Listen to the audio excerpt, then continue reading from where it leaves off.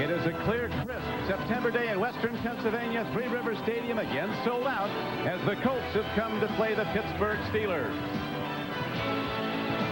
Good afternoon, everyone. I'm Don Criqui. The young running back for the Indianapolis Colts, Marshall Faulk, has already changed the face of this franchise. The leader in the NFL in yards from scrimmage, running and receiving. They're going to turn him loose a lot of ways today if they can against a strong Steeler defense. He'll run it. He'll catch it. They're going to really put the ball in Marshall Faulk's hands, perhaps more than he's gotten it in the first two games. I'm joined by Beasley, Reece, as we celebrate 75 years of NFL football. Beasley sporting what the well-dressed Steeler wore in their first year back in '33. Is this gorgeous or what? It's terrific. This is Art Rooney's first football team. This is the kind of thing they wore. Now, throwback weekend, the Colts are wearing their '58 uniforms. The Steelers, the only thing they decided not to do is wear these old helmets. They'll opt for '94 equipment on their head. It's probably a good idea. And, of course, you've had a chance to watch these great young runners, Beasley. Foster is now in his fifth year, and the rookie Marshall Faulk. And it'll be Faulk, and the Colts will go from scrimmage. But right now, Humphrey runs the opening kickoff back for Indianapolis and breaks it. He is across the 40 in open field. It's a foot race now, and Humphrey looks like he's going to win it inside the 20 and the 10. And Humphrey goes the distance, and the Colts are on the board with a 95-yard kickoff return.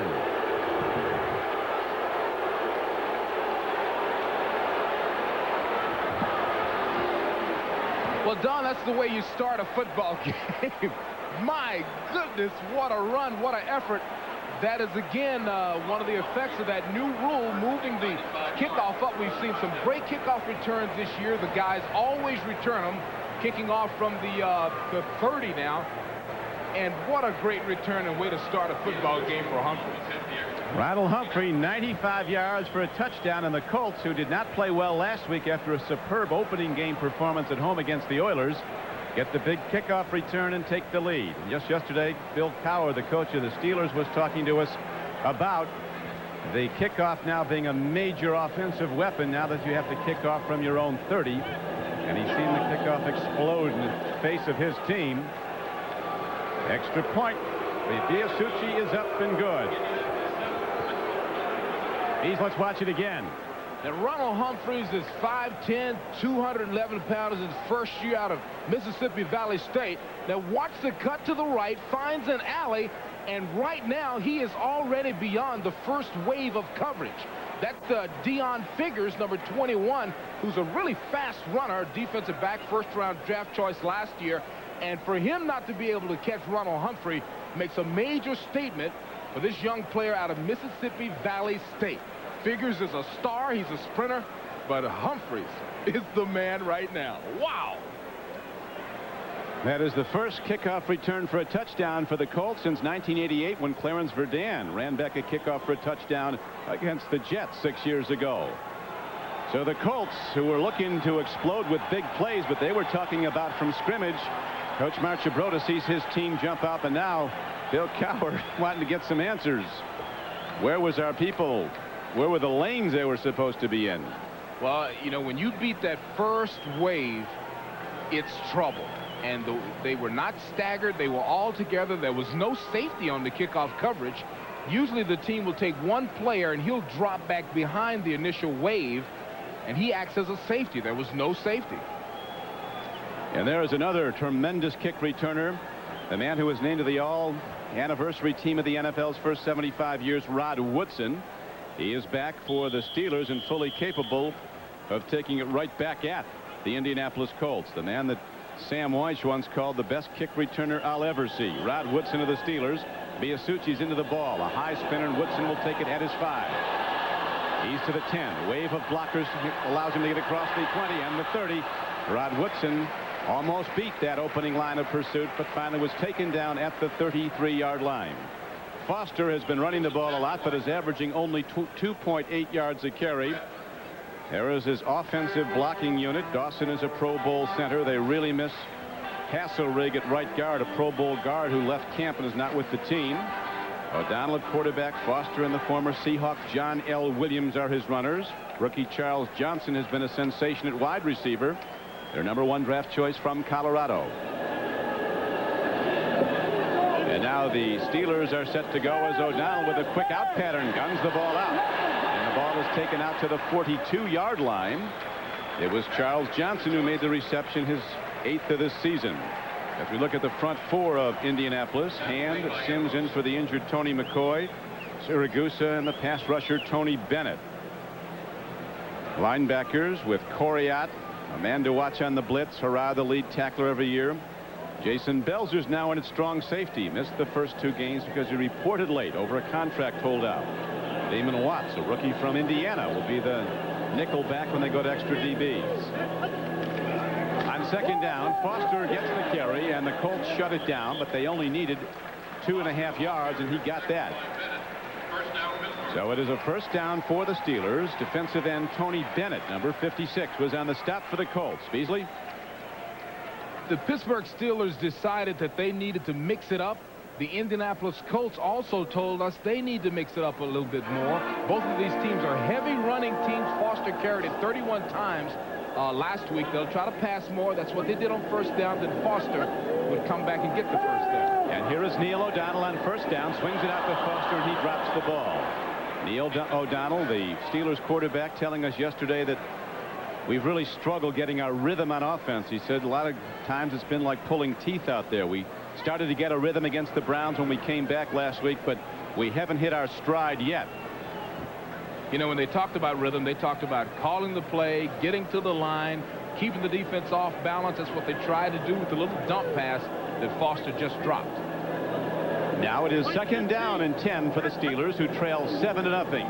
Handoff, and Foster breaks it, and that is taken down as he gets ahead for a gain of about 4 yards. Jeff Harbaugh, the middle linebacker, a 250-pound backer who can bench press almost 500 pounds.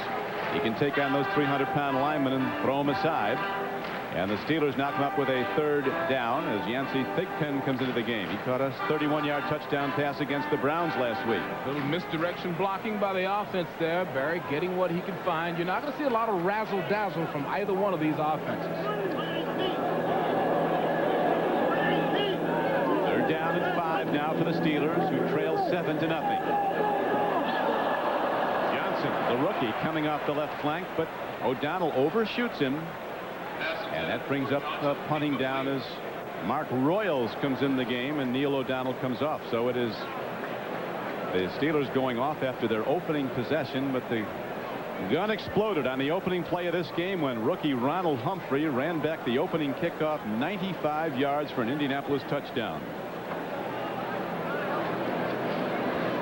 Royal hits the ball downfield. Ewell Brewer has the ball for the Colts, and he is across the 15-yard line and out to the 18. 42-yard punt and a 6-yard return, and the Colts, with their lead, are ready to take over the ball again. Marshall Faulk had over 100 yards rushing against Tampa Bay last week, but at the outset of the game, it didn't look like that was going to happen. Right in the first quarter, Faulk carried, was taken down, and banged up a hand, and he had to leave the game with ice on it and be x-rayed. But he came back and actually, running and receiving, had over 180 yards for the game. Left wrist is a little taped up there, though, Beasley. You know, Don, what we can look for is whether or not he chooses to use that hand to stiff arm blockers, potential tacklers, or whether he refuses to use it when he falls down. Jim Harbaugh, who's played some sensational quarterback in his first year as a Colt, after 7 years with the Bears at quarterback, completing almost 78% of his passes.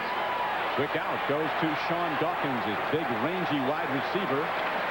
And Dawkins is ahead for a gain of about 4 yards, run out of bounds by defensive end Ray Seals. The offensive blockers, a strength of this team. Wolford's been to the Pro Bowl. Dixon, Laudermilk, Stasiak, and Zephyrus Moss.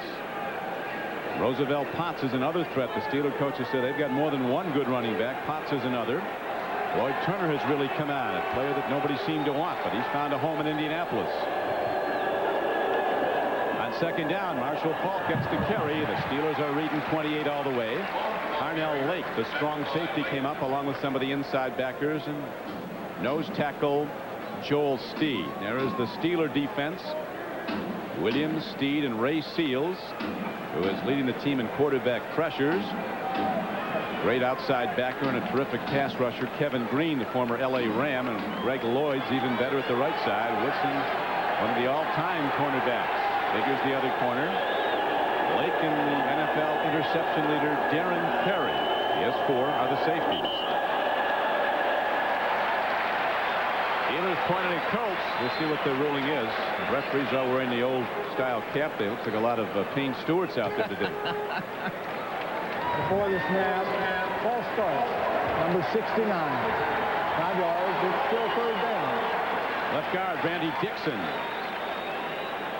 So that sets the Colts back to their 21-yard line. Randy and the other offensive linemen could tell that the Steelers were about to bring a little pressure. They were setting up for a blitz that time, and so they got a little rolling start by Randy Dixon. Harbaugh's been conservative, has not thrown the ball deep downfield a lot. He's taken the high percentage passes like that as he gets it to his tight end Cash, and he is ahead for a Colt 1st down.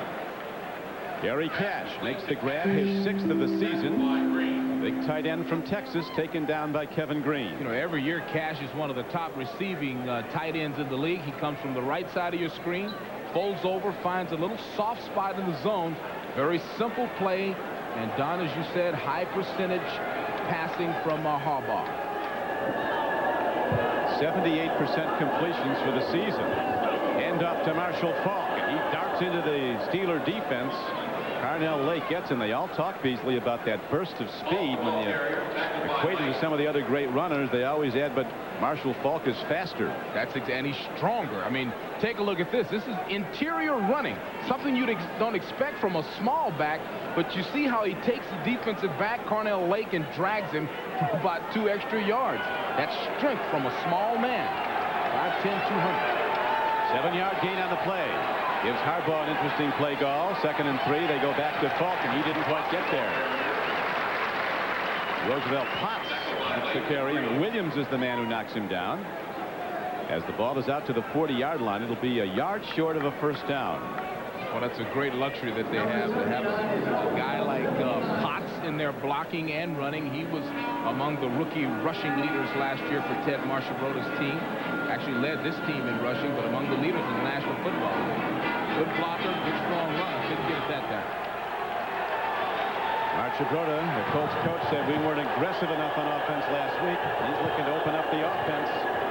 Marshall Faulk is a way to open it as a penalty marker comes in from the referee, standing way back behind the quarterback. Jerry Austin fires a flag in. Darren Perry making the tackle on Faulk. If the play goes, it's Illegal use of hands to the face, number 65 of the offense. 10 yards, repeat 3rd down. Eric Mullen, rookie lineman from California. So that negates a 1st down carry by Marshall Faulk. Boy, that was good blocking, a well-run play. It's a shame to lose that one, but you can't take your hand and jam it into the face.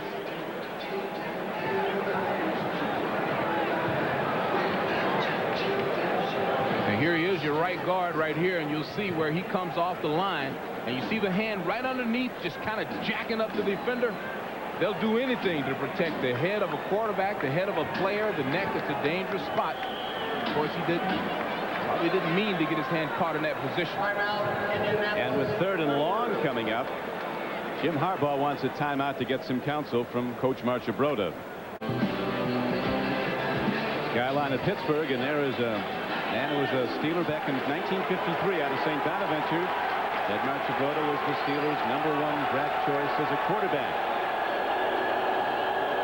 On 3rd and 11, Harbaugh has to scramble, takes a look downfield. Nobody's open, and Harbaugh has to eat the ball. Standout defense by Greg Lloyd and the Steelers as they shut down Indianapolis on 3rd down. An expensive penalty to the rookie Malum that negated a 1st down run by Marshall Faulk, and then on 3rd and 11, it's going to be a sack credited to Greg Lloyd. Absolutely nothing there for Jim Harbaugh that time on the rollout. Lloyd putting pressure on him. The great defense that the Steelers have every year. They're in the top 5 when it comes to statistics in the National Football League. And there is Rod Woodson back to return the punt. Harbaugh doing the right thing, though, not putting it up into traffic and risking an interception in his own end. A big rush. The ball is hit way downfield by Ron Stark, the NFL's leading punter. And then returned by Woodson to the 45-yard line. A 35-yard punt, a 10-yard return. Stark comes in averaging over 48 yards a punt. It is the most talked about move since the Dodgers left Brooklyn. Frazier moves to Tuesday this week. Don't miss the season premiere of Frazier, Tuesday at 9 Eastern Time, 8 Central on NBC. The big star today, Ronald Humphrey, a first-year running back and kick returner who ran back the opening kickoff of this game 95 yards for a Colt touchdown. It's 7-0 Indianapolis. Foster, who carried 31 times last week, takes it right at the Colt defense and advances it to the Indianapolis 49. You know, that's Quentin Correa. Take a look at him taking on Eric Green. Not very well. Green's a 280-pound tight end, and boy, you get locked up with that type of mass, and you got trouble. Look at the size of that man, and can run with the ball when he catches it. They don't talk about you see guys that big in this league, but not that fast. O'Donnell gets out of jail. Here comes the rush, and Neil O'Donnell on the run takes it to the 45-yard line and very close to a Steeler first down. Thomas Sims ran him down, where they'll spot the ball to be a yard short. O'Donnell pulling out of pocket here, and there's absolutely nothing there for him. And boy, that's good pressure by Big John Hand. O'Donnell does the only thing that's left open for him. He tries to get it himself. Comes very close.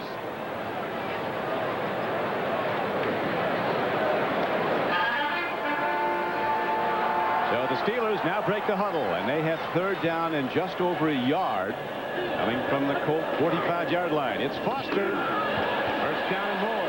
Barry Foster, who missed the last 7 games of last season, underwent ankle surgery in December. Returning to that hard-running form in '92, he rushed for almost 1,700 yards and led the AFC. Bringing down Foster. Now take a look at your left guard right here on the pull. He gets out in front. So does the fullback, and it's real easy picking for Barry Foster. He got good guard play, good fullback lead block, and he did some good hard running. First down.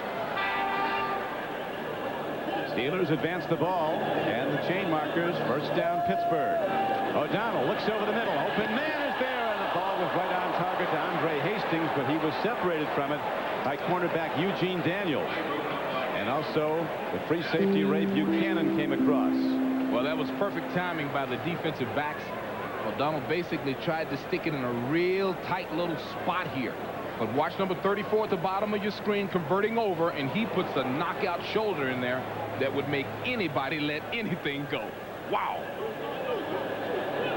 Double tight ends in the game now. Jonathan Hayes, they have at the top of your screen. That's Eric Green coming in motion. Handoff goes to Foster, and Correa shuts that down quickly. Also on the stop was big Tony Siragusa, number 98, who played here at the University of Pittsburgh. Duval Love, the big lineman, tried to fold around and get a block. Couldn't get it that time. Here's a real good look at Correa as he snuffs it out. He's dropping back to see if it's a pass. Duval Love, who came in there. Duval is 67 on the ground. Couldn't get anything done. Pittsburgh has won the last 4 versus the Colts and 8 of the last 9. Their last regular season meeting was in '92. Here in Pittsburgh, Steelers won 30-14 as Foster had a huge day, 168 yards rushing, 2 touchdowns. Charles Johnson can't get to the ball thrown by O'Donnell. So again, the Steeler drive stalls. O'Donnell, harkening back to yesterday, talking about it gets to be like pulling teeth sometime out there trying to get our rhythm. You know, Don, both teams would like to stop the run and force both of these quarterbacks to try to win it. I think both defensive coordinators don't believe that the quarterbacks on either team have the type of passing ability to beat you with their arms. So far, what the Colts want to do is working. Royal with a very high punt. Dewell Brewer comes over and fair catches the ball. Not an easy thing to do. Fielding a knuckler at his 18-yard line. Colts get it when we come back. There are good reasons why Ford Taurus is America's best-selling car. Ted Marchibroda played quarterback for the Steelers back in '53, then '55 and '56. Here he is in action at Old Forbes Field. The other quarterback was Jim Finks. Marchibroda, the #1 draft choice, as mentioned, back in '53, and they had a backup that didn't make the team back when Ted was with the Steelers, named John Unitas. He turned out pretty good. Yeah, he's on that all-time team. Harbaugh hands off. This is Marshall Faulk, and the Steelers get him after a gain of just 2 yards. Chad Brown, 94, an inside linebacker, part of that Colorado connection. Steelers with 4 starting players in the University of Colorado. He was the tackler. The most important goal for each defense, both of these defenses, is to stop the run and force these quarterbacks to pass. The Steelers have done a good job. The Colts have done a good job on defense so far. Now Harbaugh sets his team. 2nd down and 7. Long count. He's looking to catch the Steelers jumping. They jumped off sides frequently last week at Cleveland. Marshall Faulk on 2nd and 7 gets 6 yards. He'll be just short of a 1st down. Well, it's hard to stop Marshall Faulk. I mean, you talk about an ability to read. Now, he's got the great luxury of having a 245-pound fullback. Look at 42, Rosie Potts. Good block on the inside, sealing off the initial hole. Faulk, with his great vision, sliding to the left just a little bit, getting very close to the 1st down. Greg Lloyd and another tackle as they bring out the measuring stick. He's going to be short, but not by much. Less than a foot. 3rd down comes up. Marshall Faulk has run the ball today 4 times for 20 yards. 5 yards a carry. He comes in averaging 6 yards a rush. He certainly has a great attitude about it. I mean, you ask him about being a target everywhere he goes. Everybody knows he's going to get the ball a lot. He said, hey, if I'm not a target, I'm not doing my job. You know what? That guy's been a target since he was about 13, I bet. Certainly we know he was at San Diego State in college. He's a target now. He's probably was a target in Pee Wee football. 2nd player picked overall in the last draft. Quarterback keep. Harbaugh calls his own number, and number 12 takes it close to the 30 and appears to have, where the linesman come in, a 1st down for Indianapolis. Gerald Williams was the lead tackler, along with Levon Kirkland, 99. Harbaugh happy to be away from Chicago, where he was treated derisively by the fans and the media. He was really the brunt of the Bears' failings in recent years. He's a winning quarterback. He was at Chicago. In 2 career starts against the Steelers, he is 2-0 as a Chicago Bear. 78% completions. And again, he has to burn a timeout as he sees something in the Pittsburgh defense that he doesn't want to fool with. They don't seem expensive now, but sometimes near the end of a half, they cost you points.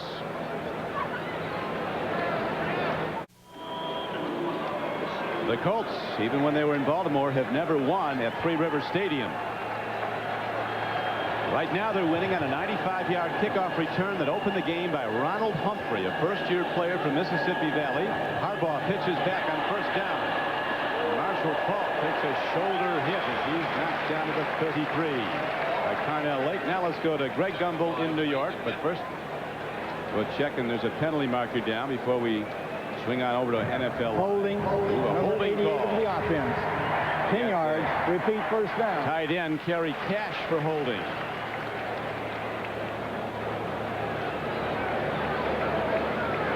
Here's a real good look at the sweep.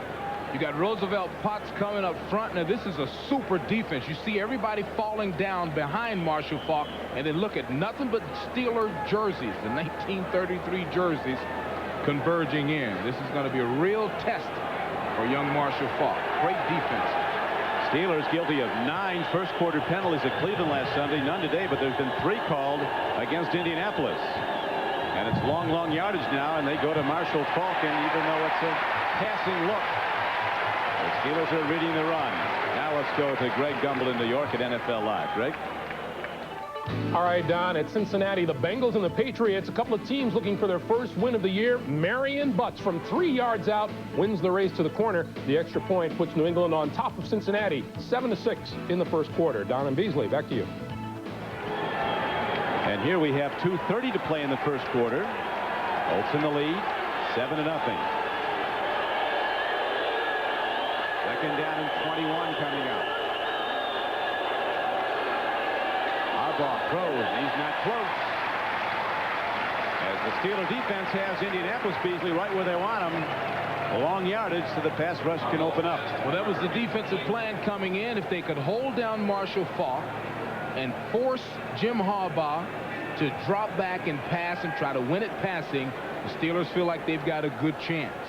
And that's the exact situation that the Colts find themselves in right now. They've got to spread the defense out with some 3 and 4 wide receiver sets and see if Harbaugh can hit them. Marshall Faulk on 3rd down and 19 at the 21. With the lone setback, and they give it to him, and Falk takes it ahead. And here comes a penalty marker in. Comes in from the umpire, who stands behind the linebacker, so that could be a holding call against Indianapolis. There's Jerry. Holding, number 88 of the offense. They got cash again for holding. 4th down. Steelers will decline the penalty. Indianapolis will punt the ball. Pittsburgh could get good field position here. Well, Pittsburgh is in great position this time. Woodson, if Woodson does anything at all, he'll end up at midfield. And from midfield, you know, they can control the ball with Barry Foster. It's a great opportunity for the Steelers. Ron Stark, the NFL's leading punter, hasn't had a punt blocked in almost 4 seasons. It's a high one. This is Ron Stark quality. Way downfield as Woodson takes it at his 28. Takes it up the middle and out to the 40-yard line. We talked to Rod Woodson yesterday about how do you return kicks and punts so successfully, and he said, number one, you go full speed the second you get the ball. You can never take a delay. Next Sunday, NBC Sports presents an NFL doubleheader beginning at 12:30 Eastern Time with NFL Live. And most of you will see the Colts host the Cleveland Browns. Some of you will see Dan Marino and the Dolphins take on the Vikings and their great defense. In Game 2, regional action with New England and Detroit, the featured game. Many of you will see the Steelers go against the heretofore unbeaten Seattle Seahawks, and that'll be at a special time, the Steelers-Seahawk game, 6 p.m. Eastern Time. The game had to be moved to Husky Stadium from the Kingdom. O'Donnell has time. He has an open man in Andre Hastings. Second-year receiver from Georgia is inside the 45-yard line. A 17-yard gain for the Steelers. You know, that time there were only 3 defensive backs back. They committed 8 men up around that line of scrimmage to stop the run. As a result, a super call to have a pass play called at that time, and a good connection, good first down. Eugene Daniel made the stop, but Andre Hastings advanced the ball 17 yards with an interception. Here's Foster running high. There's Foster upended. Buchanan, the free safety, comes over and cuts him high, but there's a gain on the play of almost 9 yards. Once again, everybody's up on the line of scrimmage. This time they guessed right, but they didn't play it very well. Colts had 8 men around the line of scrimmage, but Foster got some great blocking and a super run. You know, this is one of those games where you try to guess, you know, when do you bring that 8th man up? When do you walk that safety up? When are they going to pass? Second and short, back to Foster. He power drives inside the 35-yard line, down close to the 33, and it's a first down for the Steelers. For every year, Foster is one of the best. I mean, this is a tough kid. He's not talking to the local media. I think it's more a question of being a quiet guy. He's from a small town in Texas. Lives in a small town. Colleyville, Texas is where he makes his home. Not a metropolis. No, he's just not a big-time, big-city guy. I bet if you talk to him about squirrel hunting or, you know, sitting down by a creek with a 22, he'd have a lot to say. After the first quarter, it's the Colts in the lead. 7-0 on a 95-yard kickoff return by Ronald Humphrey. With Beasley, Reece, this is Don Criqui back at Free River Stadium. The Steelers, resplendent in the uniforms they wore in 1933 when they began here, is actually the Pittsburgh Pirates, Art Rooney's team in those days.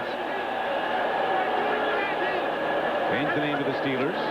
So the comparative running stats, and here is Barry Foster running again, his biggest of the day as he thunders down to the 10-yard line.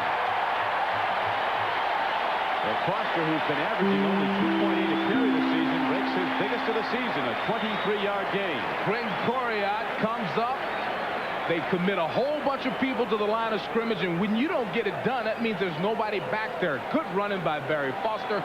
Good blocking. You see all those white jerseys walking up to the line. When you don't stop it right away, you got trouble. And Foster's not going to come down voluntarily. A 28-yard run there. If you really don't want Barry Foster to talk, you ask him about his bad ankle. It's like asking Phil Simms about his bad shoulder. Here's Foster again. Foster's ankle is fine, and he doesn't want to talk about last year and the surgery in December and the 7 games he missed. They're giving him a lot of work. They talked about Foster was going to get the ball a lot, and he's getting it virtually every down now. As a player is down, it could be Big John Hand, defensive lineman for the Colts. So while Big John is attended to, there's a break in the action with the Colts in the lead, but the Steelers threatening.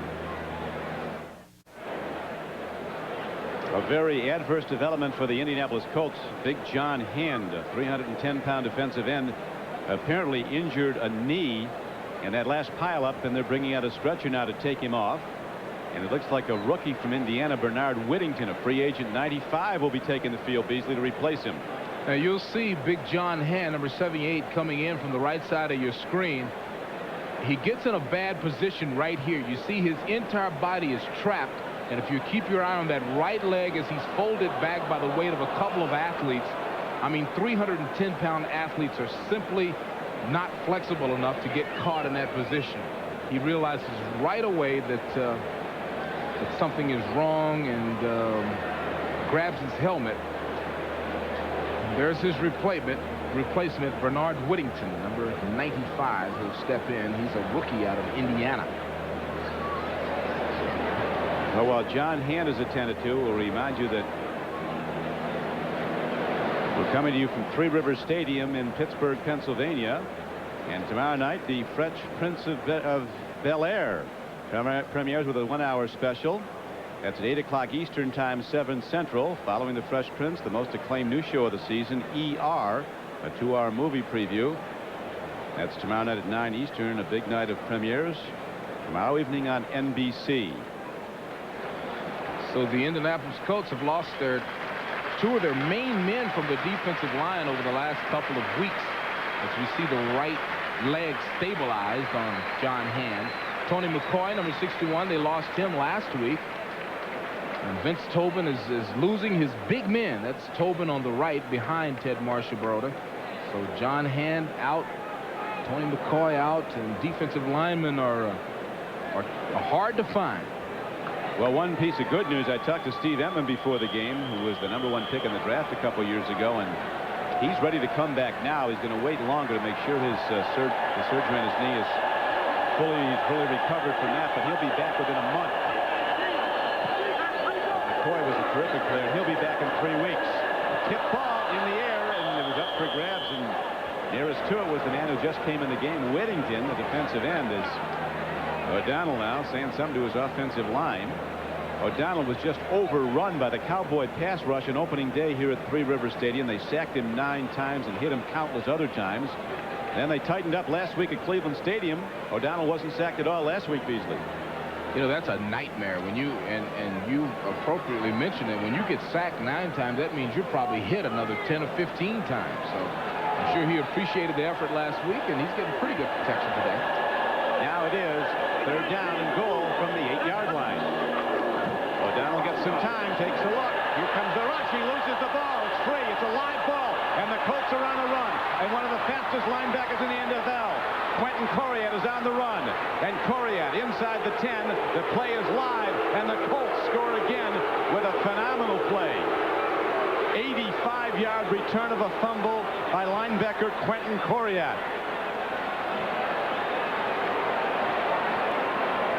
Bill Cowher doesn't believe what he's looking at. I mean, a 95-yard kickoff return, a fumble recovery that goes forever. Watch Quentin Coriat. He's just right there rushing along with the rest of his teammates. From the backside, he gets the strong hit. It looks like that's Bennett, 56, that hits him and forces the fumble. And then Coriat picks it up and simply jogs 78 yards. But he turned it on when he had to pull away from the defenders, the offensive players who turned defenders. Bennett, in the opening game against the Houston Oilers, ran back a fumble for 74 yards and a touchdown. Now he forces one that leads to a 78-yard touchdown return by his pal, Quentin Coriat. The extra point is up and good, so the Colts, there's a penalty marker down on the point after. Colts strike long twice today, the opening play of this game. The Steelers kicked off, and Ronald Humphrey ran it back 95 yards. And here's Jerry Austin to tell us what the flag is. Offsides on the defense. The point is good. Penalties on the kickoff. That might be the longest fumble return in Colt history. We'll check that.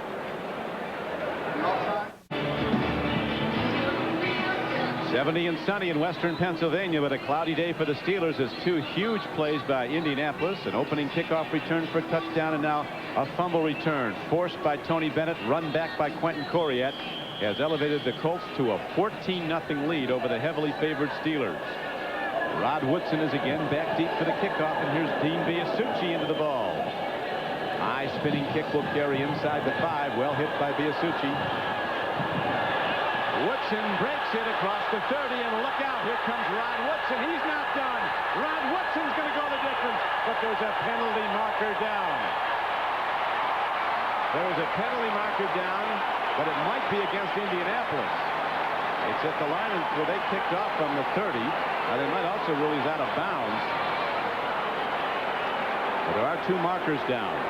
Number 33, offsides on the kickoff. That penalty is declined.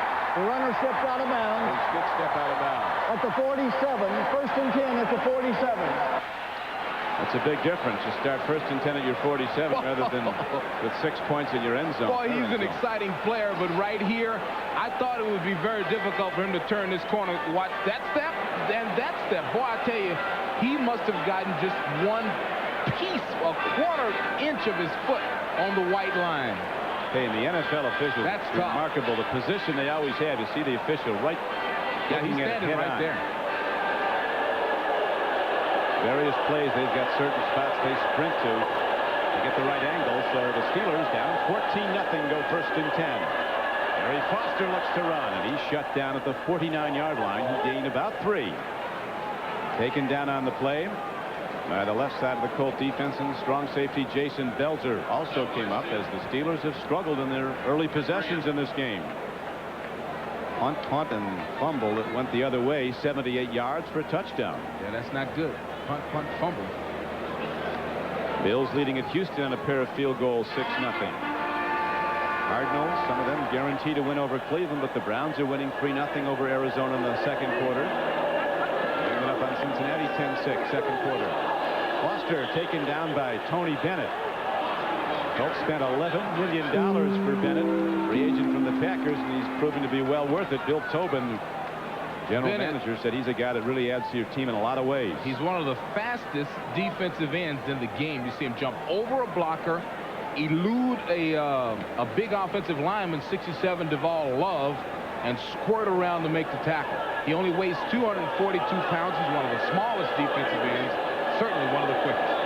And strongest. He's a lot like your pal Lawrence Taylor. At that weight, he can run over offensive tackles. Here he comes again. Throwing a catch to Green on 3rd down. They're going to knock him down short of a first down. You know what? You don't tackle Green. You wrestle him down. Jason Belzer, who's not that big a guy, did it. 280 pounds of tight end. It ought to be illegal. Looks like the Steelers, Beasley, are going to go for it. 4th down comes up. It would be too long a field goal try for Anderson. Well, they need to establish something, Don. They need to get some confidence going offensively. We showed their first 3 possessions and nothing happened. They need to get it here. Barry Foster right. Barry Foster right is the play. The guy, he did get there where they spat the ball to the 42-yard line. You know, it's remarkable the way the offensive line for the Steelers get out in front of this guy. You wonder how they can do it. But you can see here, watch the right side of this line. They go pushing and sliding. You get big John L. Williams out in front of him, and Barry just, you know, he knows he can't do anything fancy there. He finds a little crease, gets the first down. Foster, they talked about he was going to get a lot of work, and he's getting it. 12 carries so far for 57 yards. O'Donnell with a play fake. Throwing the flat. Open man. Well done to Yancey Pigpen. He brought the Steelers back in the game last week at Cleveland when they were down 10-0. He caught a 31-yard touchdown pass. That was a 15-yard gain. You know, that's just a great call against the right defense. You got Eugene Daniels in one-on-one coverage. Daniels turning and running much too early. You should be able to stay into your back pedal a lot longer than that, but that makes it a wide open, easy. That's like playing throw and catch for Thigpen and O'Donnell. Our producer, John McGinnis, has been in contact with the Colts locker room, and John Hand has a possible fractured right leg. He's being x-rayed now. Here is a rollout. O'Donnell takes a look into the end zone, and the defense is there, but they can't knock it down. Eric Green makes the catch. Jeff Harbaugh was with him, but he couldn't knock the ball down. It went through his hands for a 27-yard touchdown, and the Steelers are right back in the game.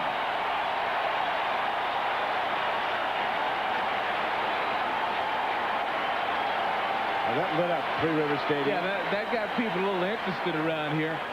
280 pounds of balance. What a great catch. Harbaugh actually went for the interception and just missed it. He had a clean chance at the ball to knock it down. Now the extra point by Jerry Anderson is up and good. And the Steelers right back in the trail. 14-7.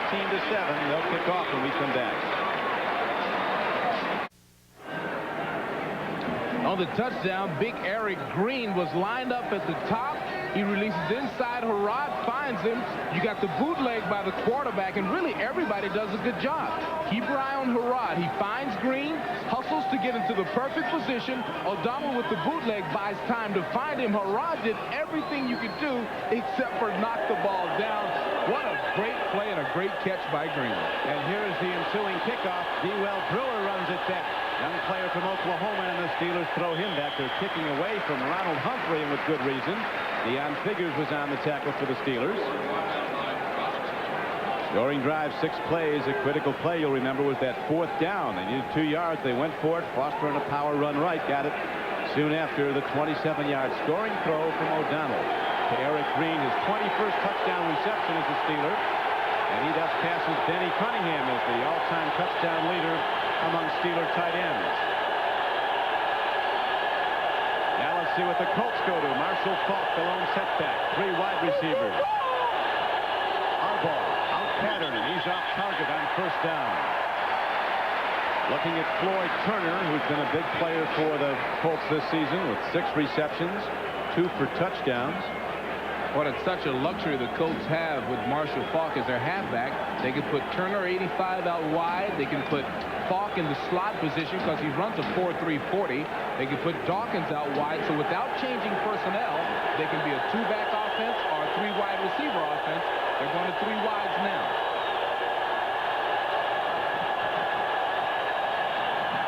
Harbaugh in trouble. He breaks the contain and gets ahead on 2nd and 10. Jim Harbaugh, who's been a career strong runner, darts ahead. The Steeler defensive coaches, Beasley, talking yesterday about they're worried about him running the ball a lot. Everybody's worried about Harbaugh's ability to make something happen. Tell you what, he almost got it in there. It's a good play. And look at the holding on Marshall Faulk there. You're not supposed to touch a guy after 5 yards. I guess if I was covering Marshall Faulk, I'd grab a piece of that 28 also.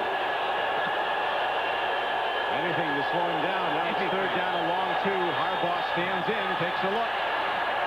Ooh, almost a flag, but the ruling is a defensive hit team right on time from LaVon Kirkland.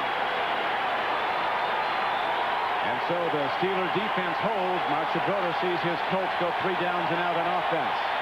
And Pittsburgh, ignited by the touchdown play the last time they had the ball, is ready to get it back.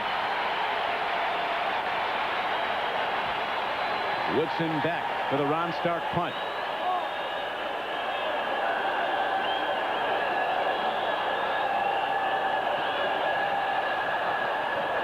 Another long left-footed spiral into the wind. Woodson makes the grab and starts right up the middle of the field. Using that fast as you can go as soon as you catch it technique, Rod Woodson runs it back 11 yards. Well, if it wasn't for Stephen Grant, that's a touchdown. I mean, this guy was flying through there. Next Saturday, the excitement of Notre Dame football continues on NBC. Quarterback Ron Powlus leads the Fighting Irish as they host the undefeated Purdue Boilermakers. A big winner yesterday over Ball State. That's Purdue versus Notre Dame on September 24th at 2:30 Eastern Time right here on NBC. And nobody in the world likes all the publicity less than Paulus. He said privately, I wish they'd talk about somebody else. But I guess when you're good and you're the quarterback at Notre Dame starting your career, that's not going to happen. Here is O'Donnell, who played at Maryland, swinging a pass out to Barry Foster, and he's ahead across the 35-yard line. Siragusa, 310 pounds, ran him down. Well, that's a great setup by O'Donnell. Good job by the offense. And like you mentioned, a 300-pounder. Look how they set this up. They set it up like it's going to be a pass downfield, draw the defensive lineman in, but Siragusa at 300 runs from the middle of the field all the way across. That's hustle for a big man. For a guy that big, that's a long sprint. It's a long sprint. Big Tony taking deep breaths now as they go back to the run, does the Pittsburgh offense, and to give to Foster, and it was Siragusa who made the play again. Get the blocker and submarine the runner. You know, he's that type of player. Whenever I do a Colts game, you look up and there's a spurt where he kind of takes over the contest. Watch this penetration. Look at that. Just instant penetration. It totally disrupts the offense. And Siragusa will take a little break now. He played, as we mentioned here, at Pitt, Beasley, and wasn't drafted. He had some knee surgery during his college career. Said a lot of teams wouldn't pass him on the physical, but he's been fine for the Colts. On third down, O'Donnell stands in. He's running out of time. Now he walks it downfield, but he's got too much on it. The back judge fires in a flag. Well, that's one of the new calls, I believe, where you touch the guy past 5 yards. Illegal contact. Number 36. 5 yards, automatic first down. They had Harbaugh touching somebody. Really, there were touches all the way across the line. Called it on Damon Watts. Yeah, that's a tough call. Well, I tell you, Marchibroda didn't like it. It certainly was a touch call. And see, look at this. See, that's just like the receiver kind of runs into him.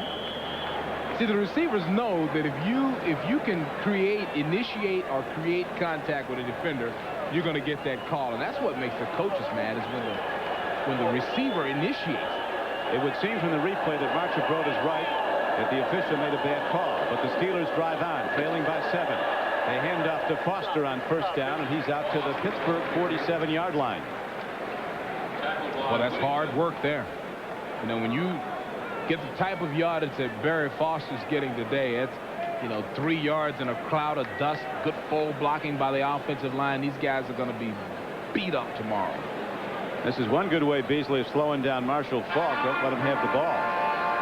Pittsburgh is really maintaining possession of the ball here in the second quarter. Colts took a 14-0 lead on 2 spectacular plays. Now they go back to Foster with blockers in front. Foster's ahead for a Steeler first down inside the 45-yard line. You know what? It's uncanny how quickly these linemen get outside for Pittsburgh. Look at the guard, Kalis. Jumps outside so quickly in front of Foster. Well, you got to be a great athlete to be that big to make that quick fold block release. Foster uses his blocking very well. As he continues to pile up the yards, 15 carries now for Foster for 71 yards. O'Donnell on first down takes a look. Timing pattern. He's got his man. A diving reception by the rookie Charles Johnson.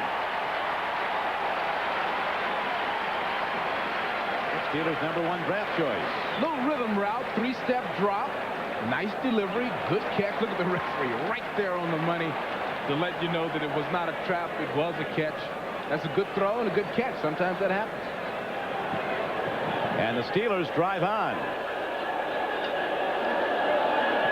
Aided by a questionable pass interference call on the third down overthrow. Here is a handoff. Running with the ball is Bam Morris, the rookie. Texas Tech, and Bam Morris thunders down to the 29-yard line of Indianapolis. See, once again, it's that fold blocking. This time it's number 65, John Jackson, folding out front. Bam Morris bending it back inside, does a real good job. Watch the offensive line blocking again. See 65 fold around and cut off Quentin Coriat. Bam turns it back inside. This is tough offensive line work. Belzer and Buchanan, the safeties, again on the tackle. Second down. Handoff. Barry Foster, he might go. He's inside the 10, and he's into the end zone. And the Steelers are an extra point from tying the game.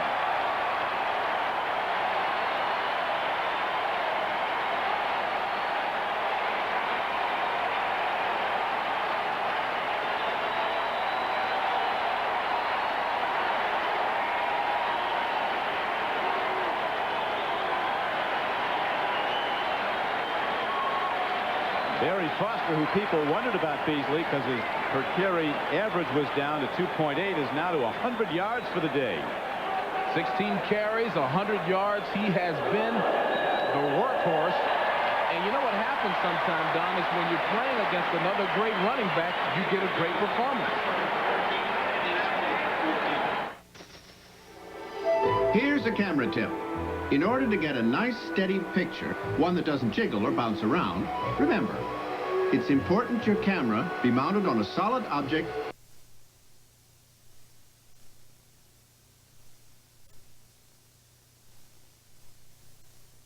Number 67, Duvall Love, pulls out in front of Foster. Foster falls in behind him, sees a seam, and it's simply a race. And look at the fullback block he got on the outside from Yancey Thigpen, number 82. Just a great job of offense, good running, supported by an athletic offensive line. Anderson kicks off, and again they kick away from Ronald Humphrey. Dewell Brewer runs it back, and he is out to the 35. No, he's not done yet. Dewell Brewer's all the way out to the 45-yard line of the Steelers. And now a penalty marker goes up as a Steeler had a Colt by the face mask. Look at the fullback on 34. That was Thigpen. And from here, Foster's just in a foot race, smoothly gliding in for the touchdown. Over 100 yards, right at 100. Mr. Foster having a day. And, you know, Don, like I was saying, when you play against a great guy, he's playing against Marshall Faulk, you try to outdo him. The nation has been talking about Marshall Faulk. Well, quiet Barry Foster's probably been at home saying, now, wait a minute. I've been doing this for a couple of years now. So it's a mano-a-mano, one-on-one competition. And now we have a very important penalty about to be stepped off. It looks like it might. Well, we'll see what Jerry Austin as they now huddle. A penalty marker went down on the return, actually, after Dewell Brewer went down. A couple of guys, a Steeler and a Colt, were shoving at each other. Personal foul. Grabbing the face mask and pulling the player. Number 30 of the defense. 15 yards, first down. It's on Victor Jones, number 30. I like Coach Cowher. He's not happy. Center your screen. There he is right there. We're looking. I tell you, I didn't see it. It comes now. It comes after he's down. They get up and start shoving. Oh, okay. Now they're marching it the other way. Now they're bringing it back. Oh, they want the spot. Okay, they've got the spot. And they're going to move the ball down to the 41-yard, 36-yard line of the Steelers. Greg Lloyd is asking for the Steeler fans. They respond. And they respond instantly. Look at Lloyd. Help us out, folks. Don't let them be able to hear any snap counts. Steeler fans kick in. Paul weaving his way into the Pittsburgh defense, hit by 5 and 6 tacklers. Boy, that's tough running up in there. That's tough. And you know, Indianapolis really hasn't done anything offensively. I mean, they have struggled throughout this thing. All of the scores have come from something else. You see the total yards. Yeah, for Pittsburgh, really in the second quarter, they absolutely took over. 34 total yards. Once again, it's the Marshall plan, and it's shut down on second down and a long 4. There's a loss of 2 yards as the inside backers, LaVon Kirkland and Chad Brown, were on the stop. Lloyd is one of the absolute best. Look at him coming from the outside. Takes on a blocker. That's Roosevelt Potts. And when you can take on Potts perfectly, you've got some balance. I mean, Potts made a great block, Beasley. He just beat it. Yeah, he beat it and jumped up and made the tackle. Got in on the tackle. Harbaugh setting up on 3rd down and 6 for the Colts. Blitz. They get him. Penalty marker. There's going to be a holding call against the Colts also, I think. Kevin Green and Greg Lloyd, the outside backers, came on a blitz. Holding number 63. That penalty is declined. 4th down. The center call for a hold is declined. Outside in by both of them. Green takes an inside rush. Lloyd just blitzes around to the outside. When Lloyd flashes by, here's Lloyd.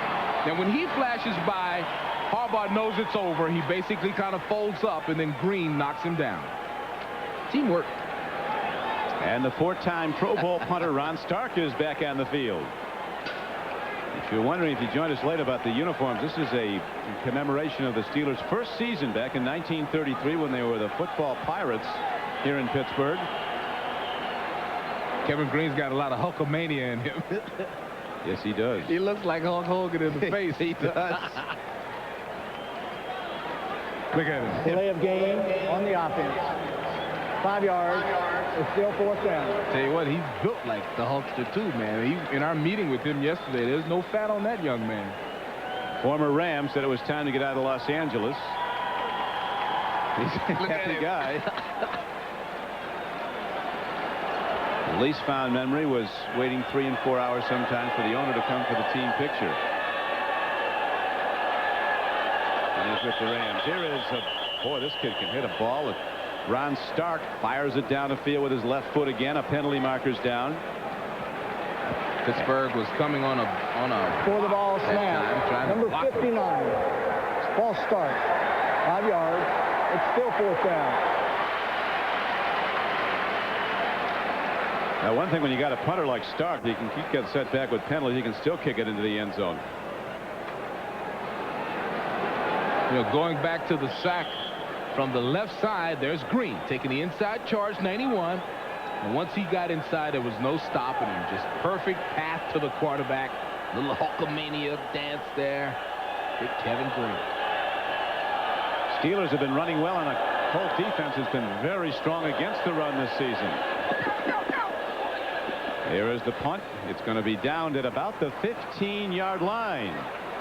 But the Steelers have the ball back with 2 5-yard kickoff return by Humphrey. A 78-yard fumble recovery and return by Quentin Coriat. And then the Steelers have come back. Touchdown throw to Green. Touchdown run by Foster.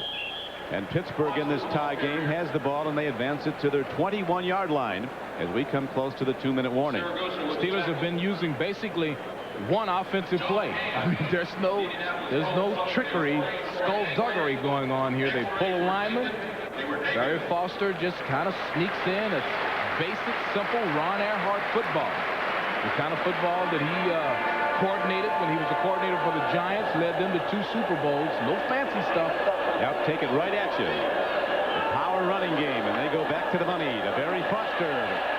Now this time it's Bam Morris who gets the call. They give Foster a break with all his carries, and Bam Morris is ahead to the 29-yard line, and that'll bring us down to the 2-minute warning.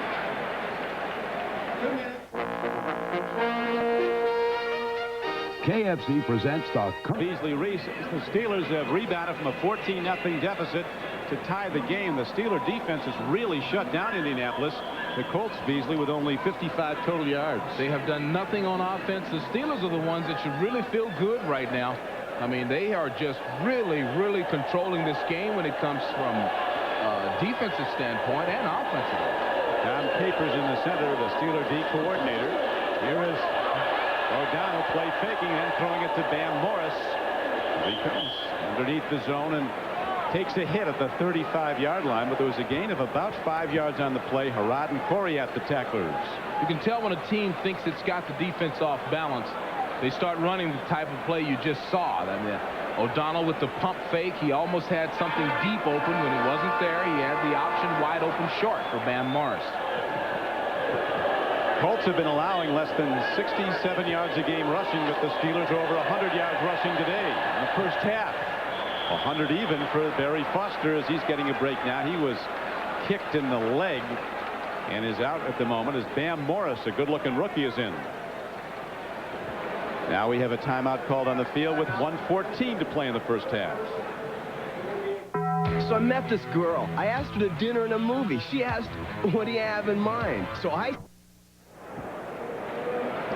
Vince Tobin, defensive coordinator for the Colts, trying to figure out ways to slow this guy down.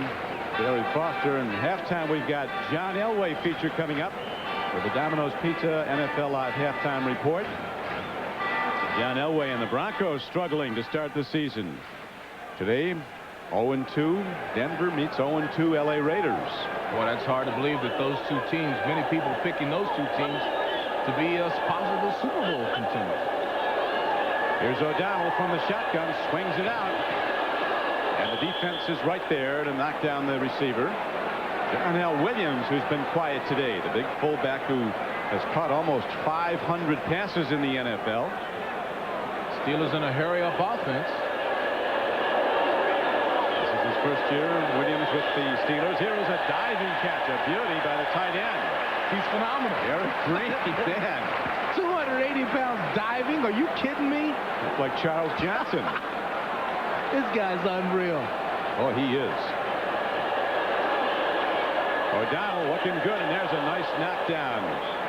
Devon McDonald, an outside linebacker, got a hand on the ball. It was targeted right to the open receiver running in the middle of the Colt defense. Eric Green again. I tell you, it's just hard to believe Eric Green, this guy.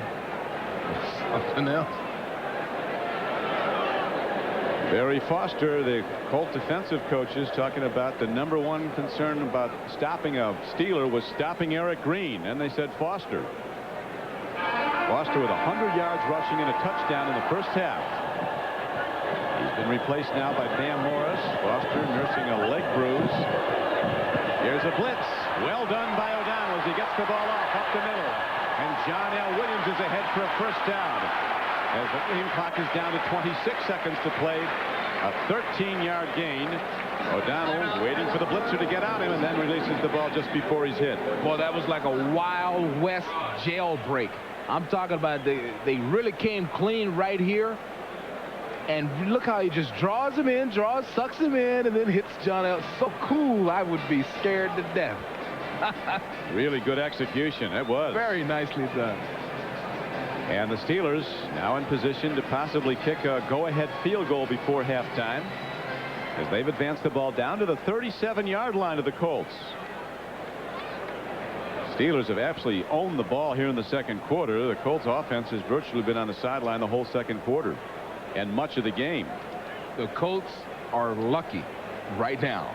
I mean, you think about it, they've done nothing on offense. The defense has done very little to slow Pittsburgh. Pittsburgh was in position to score one other time when Bennett caused the fumble. Corriott ran it back for a touchdown, but they were ready to score on that drive. So they were. Yeah, Pittsburgh's having its way. Indianapolis very lucky to be tied 14-all in this game. O'Donnell talking about the difficulty getting his offense in synchronization, but it is now. He's got that rhythm back. The short, quick passing game featuring Eric Green. O'Donnell stands in, another open receiver on a crossing pattern, and the ball is taken down inside the 30-yard line to the 29. Yancey Thigpen made the reception. They had receivers coming from everywhere. This is nothing but crossing patterns. Look at both the receivers come in. Look at Thigpen coming all the way across your screen. And then watch how smart he is. Nobody's tackled him. He's trying to fight to get out of bounds to stop the clock. Smart play. And they're now well within Gary Anderson field goal range of the Steelers in this tie game, 14-14. 10th play of the drive for Pittsburgh. O'Donnell takes a look. Here's another screen pass. Big John L. Williams breaks a tackle and gets out of bounds at the 27-yard line. You're looking at great offense, folks. Very smart offense. Another blitz. Luckily, they had a play call that they could take advantage of it again, and John L. smart enough to get out of bounds to stop the clock. That's a veteran play by Williams. Makes the play, gets ahead, and stops the clock. Vince Tobin yelling out now the defensive signal to his middle linebacker, Jeff Harrod, who calls the signals on the field. Don, with 10 seconds on the clock, they've got one shot at the end zone. One shot. This one will go at the end zone. Steelers still have one timeout remaining. Overthrow by O'Donnell, and now we'll have a long field goal try by Gary Anderson, who has been one of the NFL's very best during his long career. His 12th year. He doesn't have the distance he did in the past. I think his longest over the last 3 years is 46 yards. He used to be a 50-yard man, but he's still very, very accurate. Anderson this year has hit 2 of 3. This will be a 46-yarder. It's tough to handicap this wind, Beasley. It's kind of gusty. The flag's going every which way. A spinning kick, and it looks like it bounces off the crossbar and goes over. Wow! Whatever's fair. So in the last play of the half, the Steelers, rallying for 17 unanswered points, have come back to take the lead 17-14.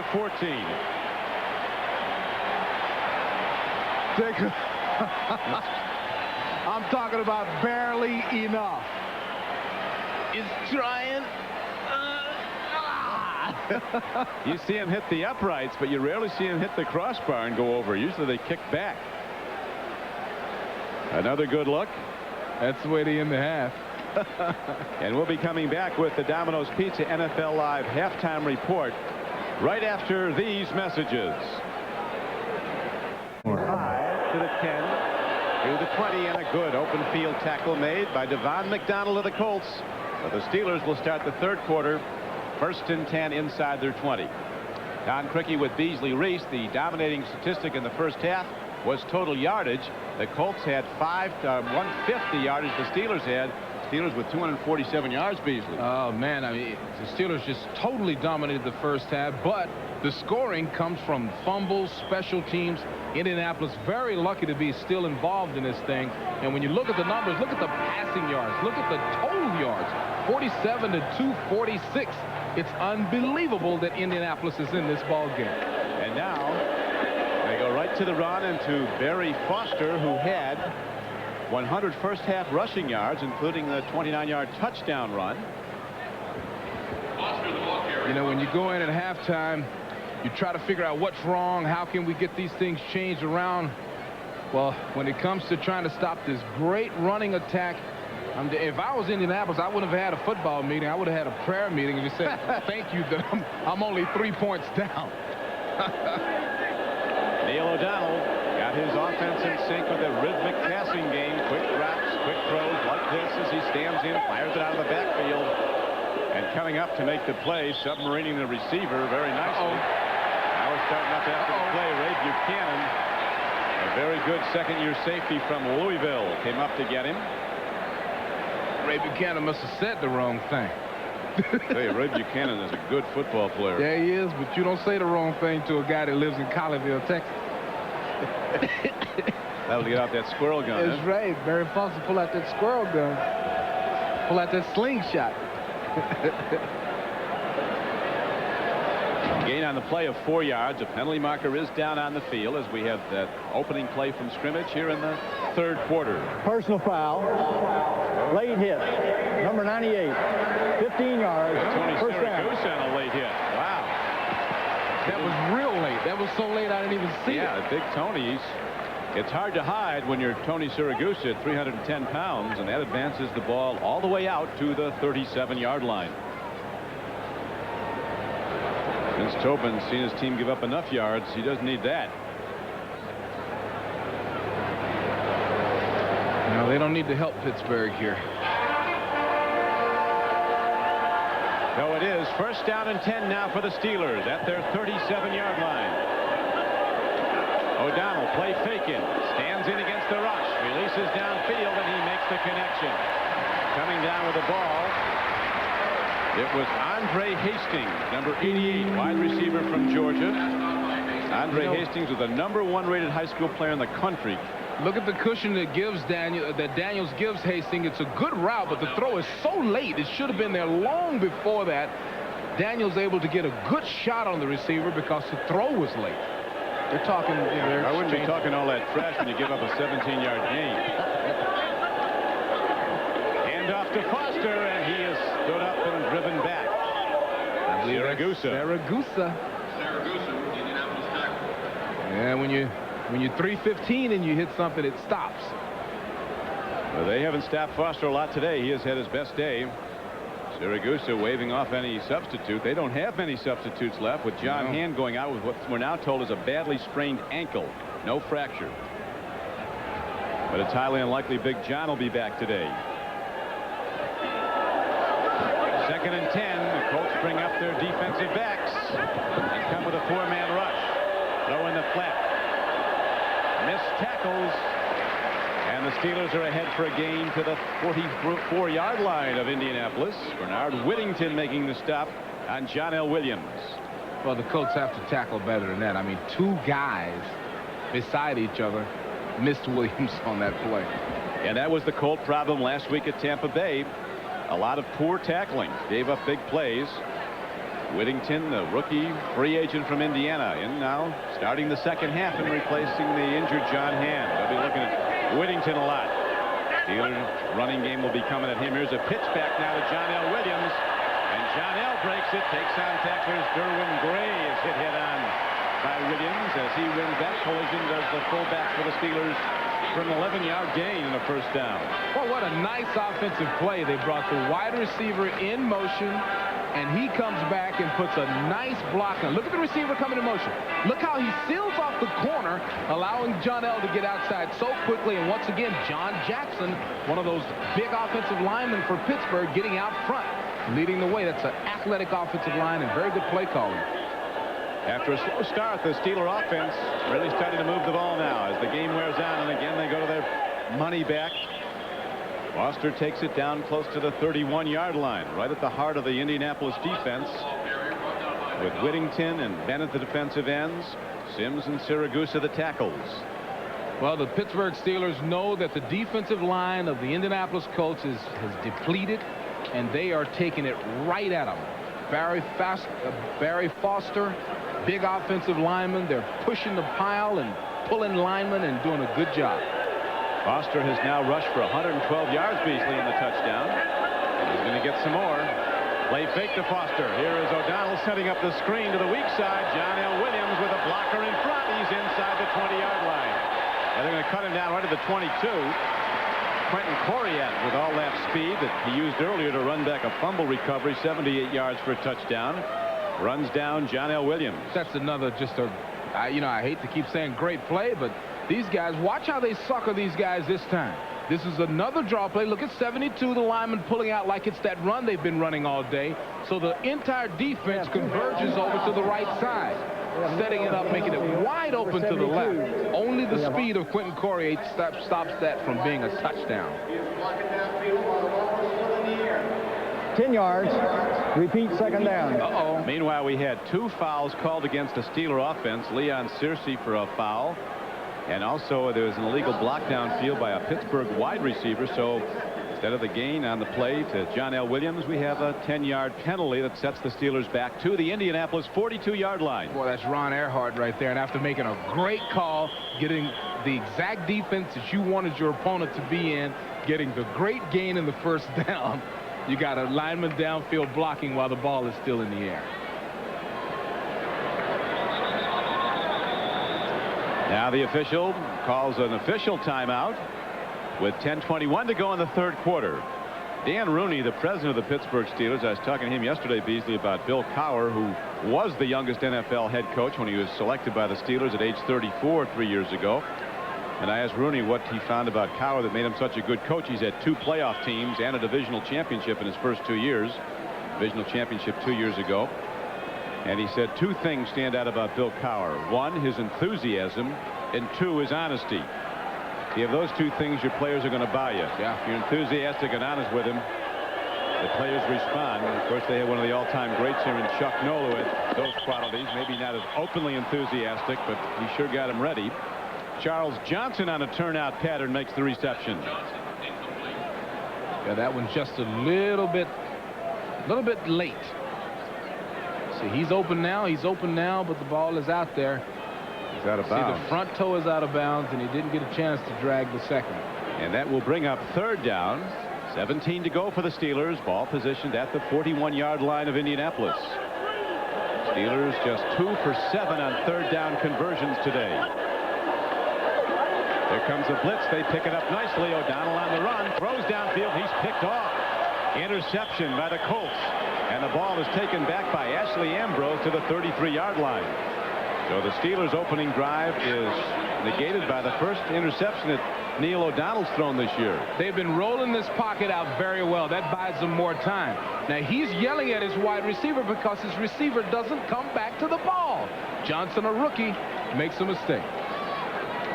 This is one long game. They even ran out of food. The fans must be hungry. I'll tell you about hungry. By Michelin, because so much is riding on your tires. By UPS, the official package delivery company of the NFL. And by Domino's Pizza. Call Domino's now. Buy a large 2-topping crunchy thin crust pizza and we'll give you a medium pizza free.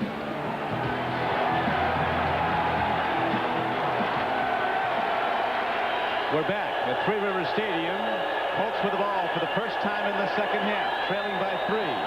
Colts with just 2 first downs. Marshall Faulk turns it up. And more outstanding defense by the Steelers. Arnell Lake, the strong safety, led the tacklers. Pittsburgh Beasley with 19 first downs, and Indianapolis with 2. That's unbelievable. That's tough. And take a look at the number of plays. Pittsburgh has run 52 plays, averaging 5.5 a play. And Indianapolis is really struggling on offense. They've got to stretch it out and throw it at some point.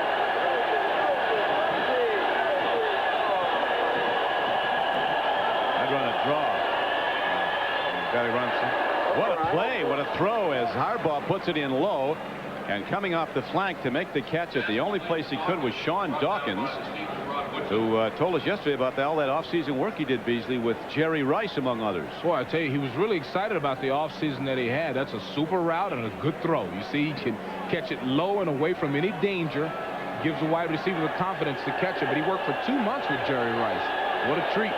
Dawkins came in as a rookie at 225 pounds because he wanted to be ready for the hits, but found he lost speed. This year he's playing at 205. Harbaugh throws it to Roosevelt Potts, and what nice hands that big man has. Taking a rather hard throw over the middle and advancing the ball inside the 45-yard line of the Steelers.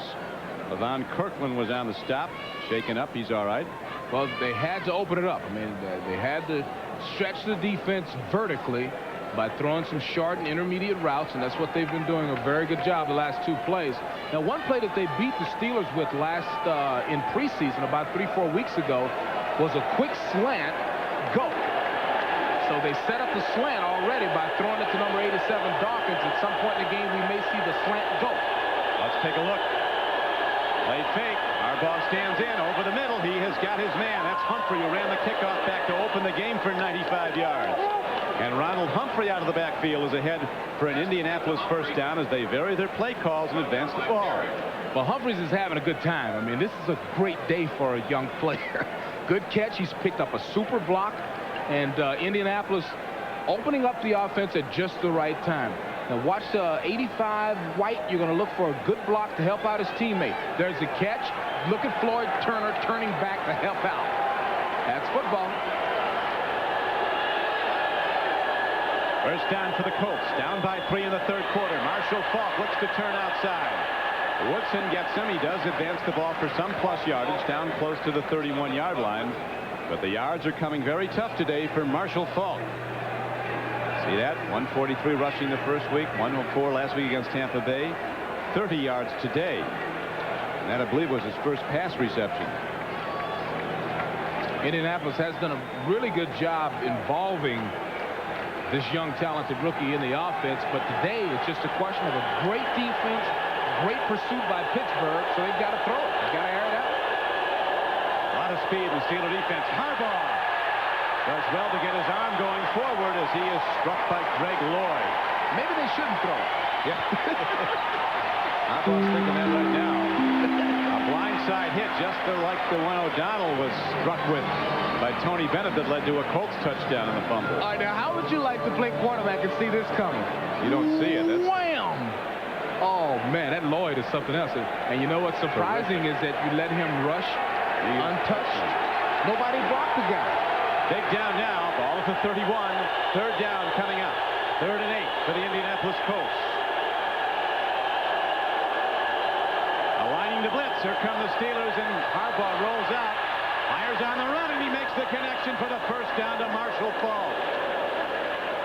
The offensive play of the game from scrimmage for the Colts as Harbaugh was really under duress.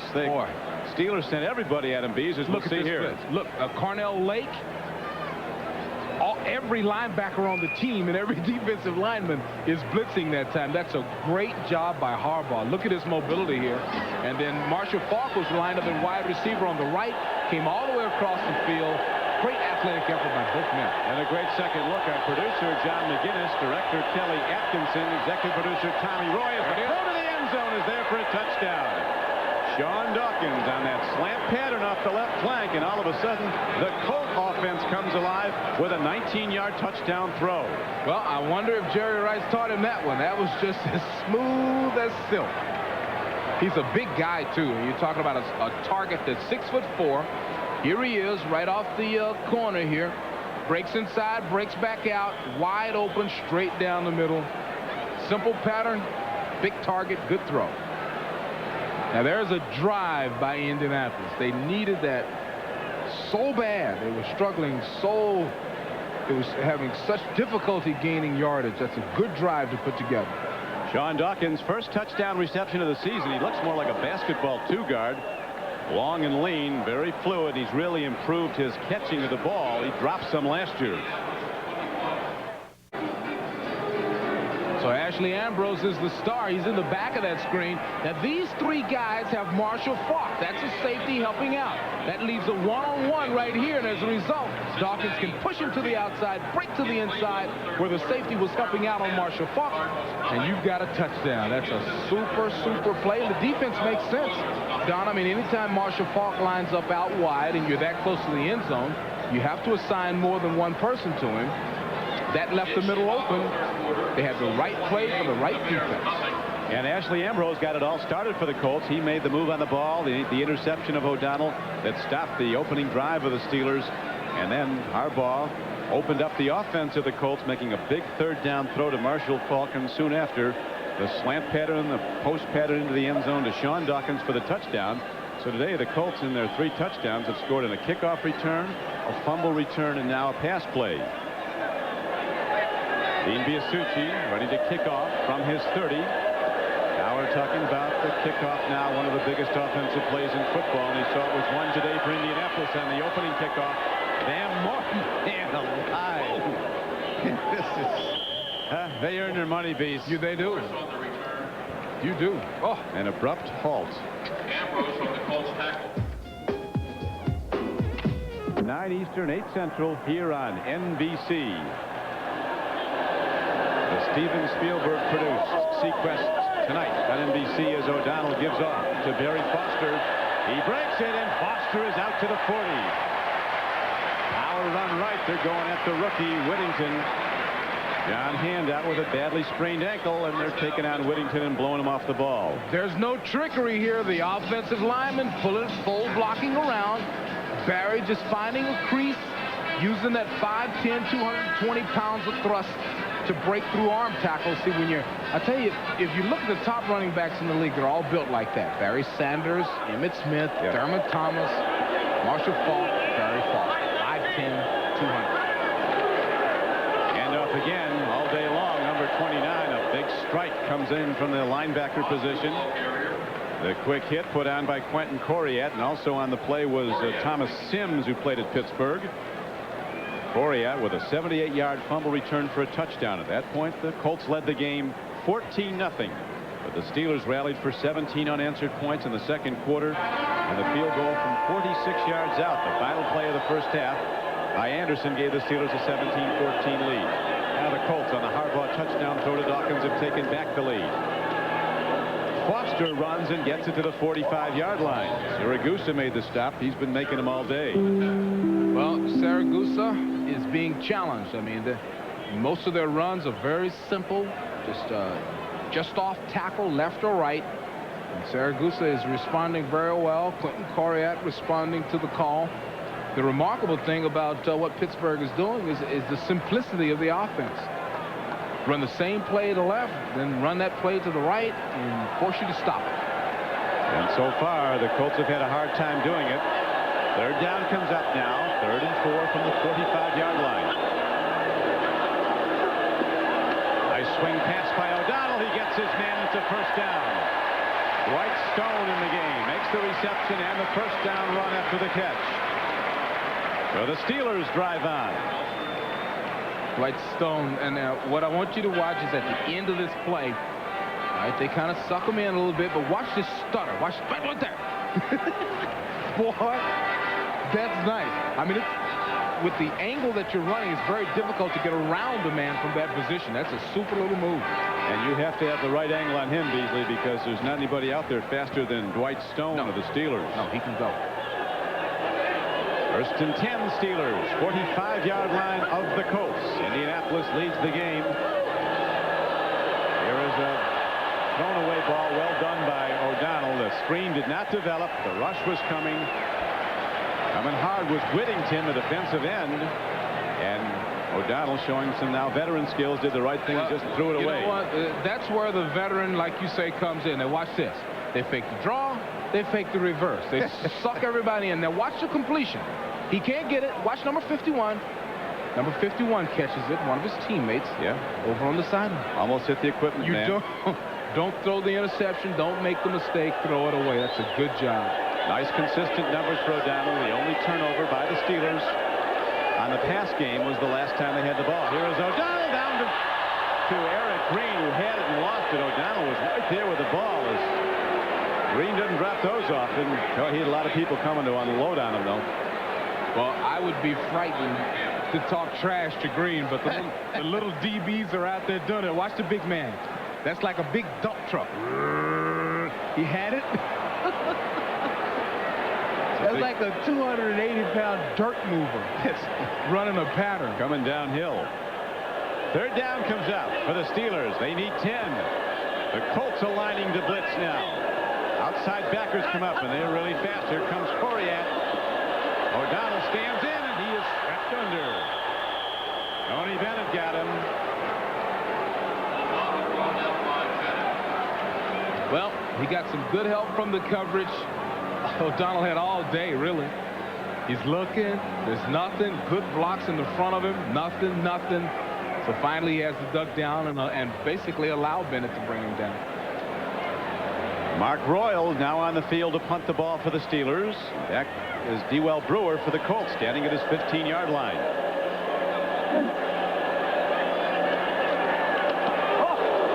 Does well to get it away, and a very nice punt by Royal. Brewer back. Whoa! Free ball, and the Colts. Well, we'll see. The Colts do have it. There's a gusting wind, and it really makes these difficult to handle. That was a well-hit ball, 45 yards, so the Colts do get the ball, but deep in their own end. Reece, this is Don Criqui back at sold-out Three Rivers Stadium. The Steelers on their home field, trailing the Indianapolis Colts here in the third quarter, 21-17. Steelers trailed 14-0, took a 17-14 lead at the half. The Colts now, after a fumbled punt, which they recovered, start deep in their own end, and the Steeler fans at sold-out Three Rivers kick in. First and 10 for Harbaugh and the Colts at their 7. They go to Falk, try to get some yards, but there are none to be had. Stephen Henry makes the stop for Pittsburgh, along with Levon Kirkland. This Steeler defense has done a great job throughout this contest. You take away the last drive that Indianapolis had in it, and the defense has totally shut Indy down. Falk only 34 yards on 11 carries. You know you're doing good. Harbaugh hands off, and Marshall Falk gang tackle at the 11. On a second down and 7 play, he might have got a yard, if that. So Harbaugh in a very precarious position now. Against an all-out rush, he'll have to throw. Now take a look at this defensive line of the Pittsburgh Steelers. Basically neutralizing everything. There's nowhere to run. And then look at those 1933 jerseys coming in to close the deal. And that's a good way to put the Steeler defense. They are closing. When they get you hung up, they'll close the deal. Been a terrific game with a long way to go. 1:25 to go in the third quarter. Third down. They go to Marshall Falk, and somehow he shoots through and gets very close to a first down. The spot will be everything. It looks, Beasley, like he might have it. Well, that's great interior running. I don't know how in the world he found anything in there. There wasn't anything there. There was nothing there. It is an Indianapolis first down on a dramatic play by Falk. You got to try to imagine tackling this guy. Now watch this. Juke, find a slice, and then just power, almost backpedaling toward the end of it to get the first. Harbaugh on a draw play goes to Marshall Faulk. He turns it out and turns it up, and he's ahead for a first down, and he's all the way out to the 35-yard line. Well, you know what on they a play say. of 17. Excuse me, Beasley. Don, you know what they say about the great ones. See, you shut them down, and all of a sudden they find a little crack. Now, if they relax, this kid can break one. Before the first game, Marcia Broda said, with Marshall Faulk, we've got a loaded gun and we're going to fire it. And now his numbers picking up. 14 carries for 59 yards.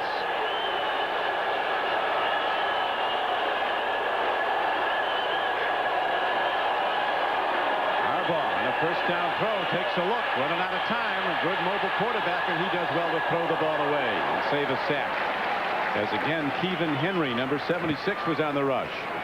Pittsburgh got away with one that time. They had committed 8 players to the run, suspecting that because of the little success that Marshall Faulk had on the last couple of plays, if they would run it again. They bailed out of it quick enough to force Harbaugh to scramble and then throw it away. So Cower, who was a defensive specialist, Bill Cower was a linebacker at North Carolina State, said he had 2 scholarship offers to NC State and to William & Mary. William & Mary dropped football his freshman year at NC State, so he said, I made the right choice. Now they go up the middle, and it looks like Rosie Potts trying to run the ball, and he's shut down right at the line of scrimmage. And that will do it for 3 quarters of play, as the Colts hold to a 4-point lead. And we'll be right back after these messages from your local station.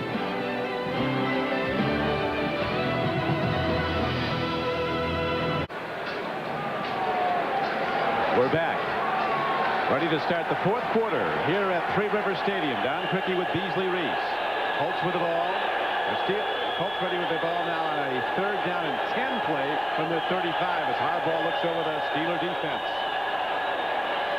He gets time, lets it go long, and oh man, that was right there to Floyd Turner. Darren Perry was covering the interception leader in the NFL with 4. That's Carnell Lake, who was also on the play.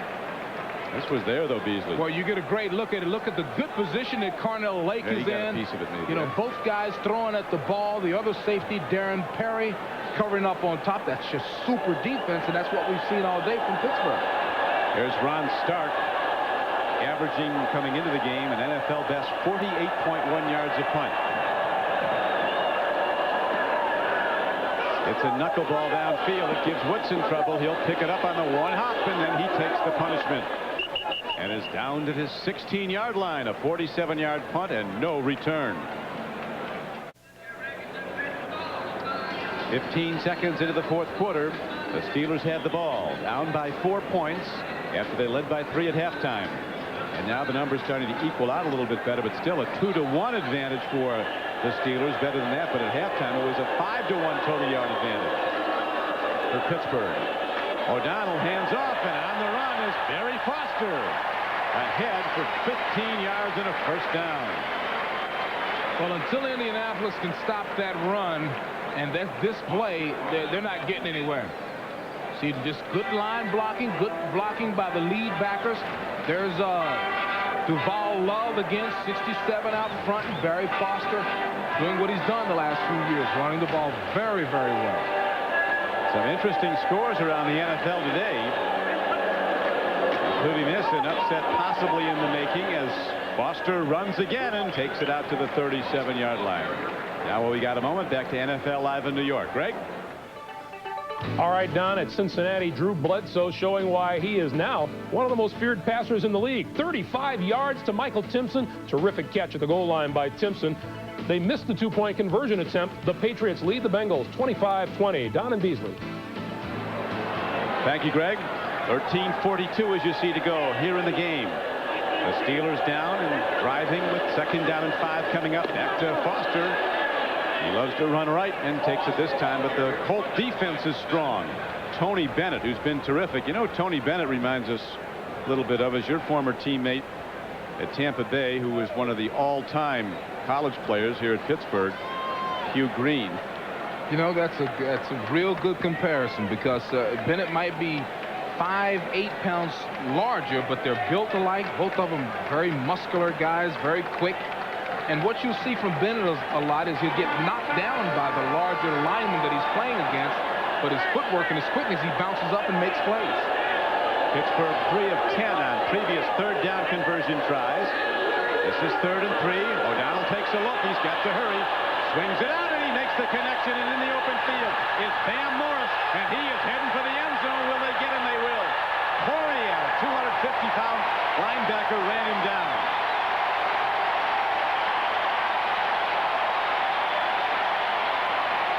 49-yard gain on a 3rd and 3.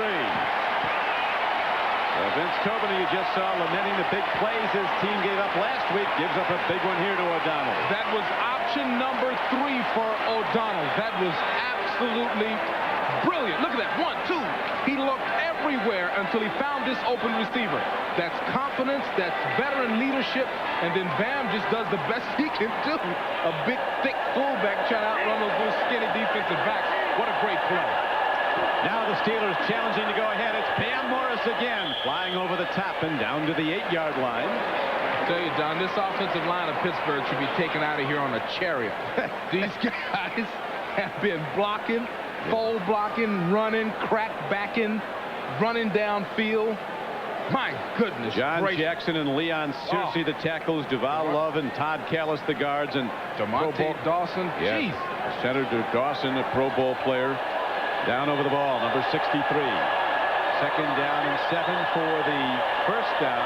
2nd and 8 for a touchdown. O'Donnell takes a look, floods the end zone. He's got time. Now he's running out of it. Takes a look, and O'Donnell's heading for the sidelines, and now he throws it away. Crossing moves, but he's doing the right thing. He did the right thing. He threw that to a Boy Scout. There's a big group of scouts in the corner, and when O'Donnell saw that he couldn't get anything, but once again, Don, the offensive line gave him all day. He surveyed the field.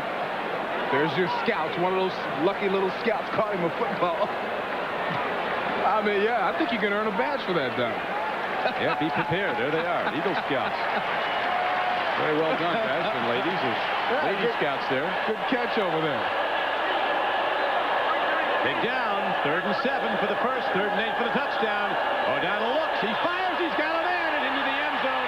John L. Williams for the touchdown that puts the Steelers ahead again.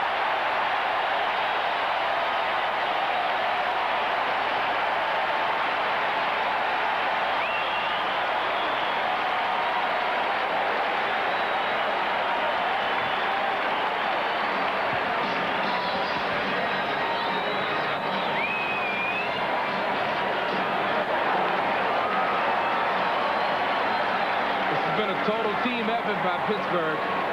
Good quarterbacking, good blocking, good running, good catching. Good everything. Including a good extra point that gives the Steelers the lead again, 24-21. We're back and blowing in the breeze here in western Pennsylvania. The Steeler commemorative flag, and it salutes the Steelers at this point as they've come driven down the field. Touchdown throw to John L. Williams from O'Donnell. What happened here? Kickoff man missed the ball. It's a stroke. That's a whiff. He's lying too. You think he's lying too? You know, I want you to look at John L. Williams on the touchdown here. He's lined up right here. He slips up, fakes like he's going to block, catches the ball, and goes quickly into the end zone. Now watch him slip. He steps up, makes a block. Great job of the offensive line. He slips away. O'Donnell finds him. And then from there, it's just a question of building up the momentum to force his will into the end zone. That's a great play calling. Good blocking by the offensive line. And very deceptive by John L. as he sneaks into the line. Anderson kicks it off. Humphrey, who ran one back for 95 yards and a touchdown, does well to get it to the 26-yard line this time, where he's taken down by Steve Avery of the Steelers, and it's 1st down and 10 for Indianapolis. And we'll see now what Ted Marchibroad and his offensive coordinator Nick Nicolau concoct, as they need some big plays to get it back down the field. Tonight on NBC, 2 fascinating specials. Wait till you see Bermuda Triangle, Secrets Revealed, and the Unsolved Mystery Special on aliens, tonight beginning at 7 Eastern, 6 Central on NBC.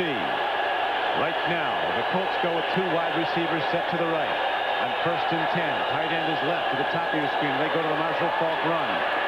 And the yards come tough, down after down. Chad Brown was on the stop, along with Gerald Williams and Jeff Scanina. Well, the Pittsburgh Steelers are giving Marshall Faulk really the appropriate welcome to the National Football League. I mean, when you're talking about a guy that comes in and just beats people up, look at this. Barry's out running him 155-62. But boy, I tell you, this Steelers team is teaching Marshall. It's tough work, tough going in the NFL. Harbaugh faces the blitz and has to eat the ball as the big backer from Clemson, Levon Kirkland, shot the gap and got him. Third down and long comes up now. A big play arises. Well, you knew that the defense was going to be, exerting its will. This is the best defense in the league year after year. That's what they call a game, where the defensive lineman loops around. Just a big play.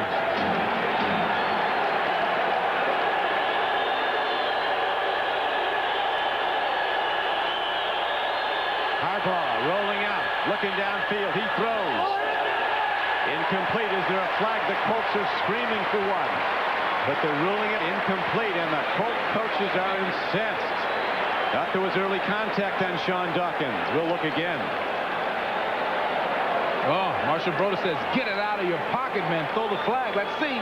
You can't touch him. Remember, that's a touch. That's a touch. That's a pull. That's a drag. That's a push. Dion figures there should have been a flag. The second time today. There was an errant call earlier on the Colts secondary, and that was another one going against the Steelers that was never called. And here is the punt downfield by Ron Stark. Backpedaling is Rod Woodson. Somehow he gets out of jail and turns it up the sideline. Penalty markers come in, and the calls will go against the Steelers on the return blocking. A 53-yard punt by Stark. I remember Rod Woodson well in Indiana, went to Snyder High School in Fort Wayne, and of course was an All-American at Purdue. Grew up wanting to play in the Big Ten. Visited 4 Big Ten schools and said, hey, Purdue wasn't that far away. They could come see me play. Great for the Boilermakers, and they of course will be playing Notre Dame here on NBC next Saturday at 2:30 Eastern Time. Will the Purdue Boilermakers. Block from behind, number 37 during the run back. 10 yards, first down Pittsburgh. 9:39 left in the game. The last time these two teams met was 2 years ago, and Barry Foster led the way with 168 yards rushing and 2 touchdowns as the Steelers beat the Colts 30-14. Today Foster could improve on those numbers with 26 carries and 155 yards in the book so far, including the touchdown run, one of his career best games. Long way to go, though, Bees. 9:39 to play. Yes, it is a long way to go. And, sometimes we build these things up where it's Foster versus Faulk, but it's really offensive line versus defensive line, and that Pittsburgh defensive line is beating up Indy's offensive line. It made a big difference, but the Colts only down by 3. Here's a roll-up by O'Donnell. He swings the pass out. He's got John L. Williams. The last time he caught it, he was in the end zone for a touchdown. And this time he's ahead for a big gain of almost 20 yards. Out to the 38-yard line. Now, my player of the game for Indianapolis right now is Saragusa. Now, you're going to see a great setup by O'Donnell, great play fake. Watch him drop it out, but at the end of your screen, you're going to see big 300 pounds. See there, he missed the play, but 300 pounds Saragusa. And that guy, you should meet him at the plane and throw flowers at him. This guy is hustling for Indianapolis. He's been making plays all game long, Tony Saragusa. On first down, the give is right up the middle, and Foster breaks it. A 12-yard gain. He now has 167 for the day. Now, I wonder if that's a wisdom of the offensive coaches. Saragusa was so tired that time from running that far. They run straight at him, double team him, crush him down, go straight at that hole, and that's where Barry Foster got the gain that time. Now, I wonder, can the offensive coaches be that smart? What a call. I think what you've been saying, though, Beasley, about the overmatch, the offensive blockers of the Steelers taking command of this game as it wears on. Pittsburgh leading by just 3, but again, they go to the power run. Inside gap running game, and Foster takes it, bounces to the outside. He's ahead for a gain of 7. Bernard Whittington knocked him down. Colts running the clock and holding to a 3-point lead. Game clock down to 8 minutes to play. Steelers holding to that 3-point lead. The Colts looking to get the ball back. Steelers will be traveling to Seattle next week. It'll be a 6 o'clock Eastern start here on NBC because the Seattle Seahawks had to move from the Kingdome to University of Washington Stadium. Reverse. Cut down for a loss on the play. On 2nd and 3, they tried the reverse to wide receiver Charles Johnson, and Coriat is down. One of the most valuable Colts. Well, he made that play. So while Quentin Coriat is attended to, there's a timeout on the field.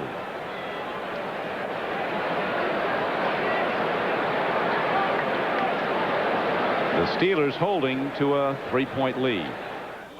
From John L. Williams, and it looks as if Williams almost went right at the knee from the back.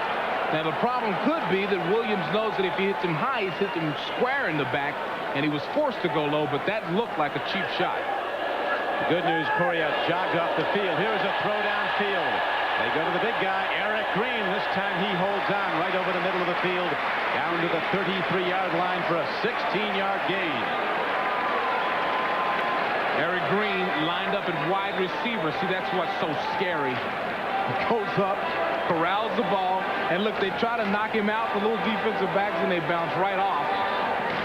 He's one of the best tight ends in the game, 6'5", 280 in his fifth year. He had 65 catches last year. I mean, he's one of the real receiving, blocking tight ends in the league, one of the best. And Neil O'Donnell putting up some nice numbers, 21 of 33 for 245 yards and 2 touchdowns. This time he gives to Barry Foster, who runs it to the Colt 30.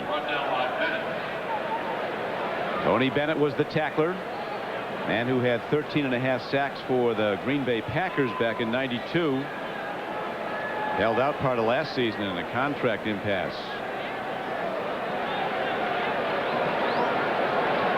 Foster up to 177 yards rushing.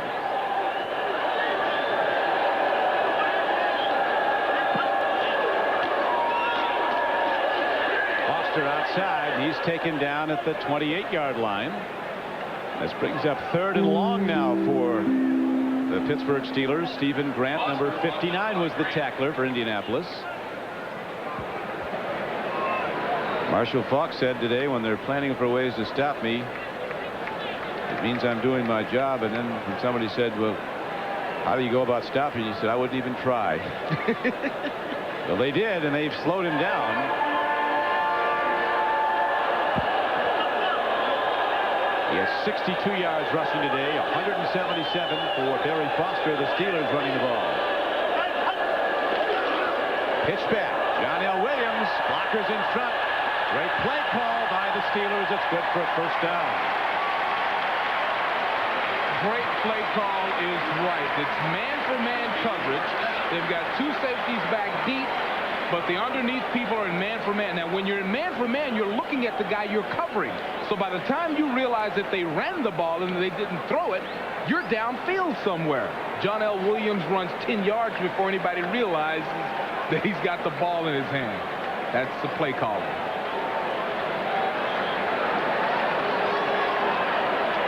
Huge play, and now it's 1st and 10 for the Pittsburgh Steelers, leading by 3. Van Morris. Good defensive play by the interior man of the Colts as the knockdown is made. Jason Belzer came up from a safety position, 29, and made the play.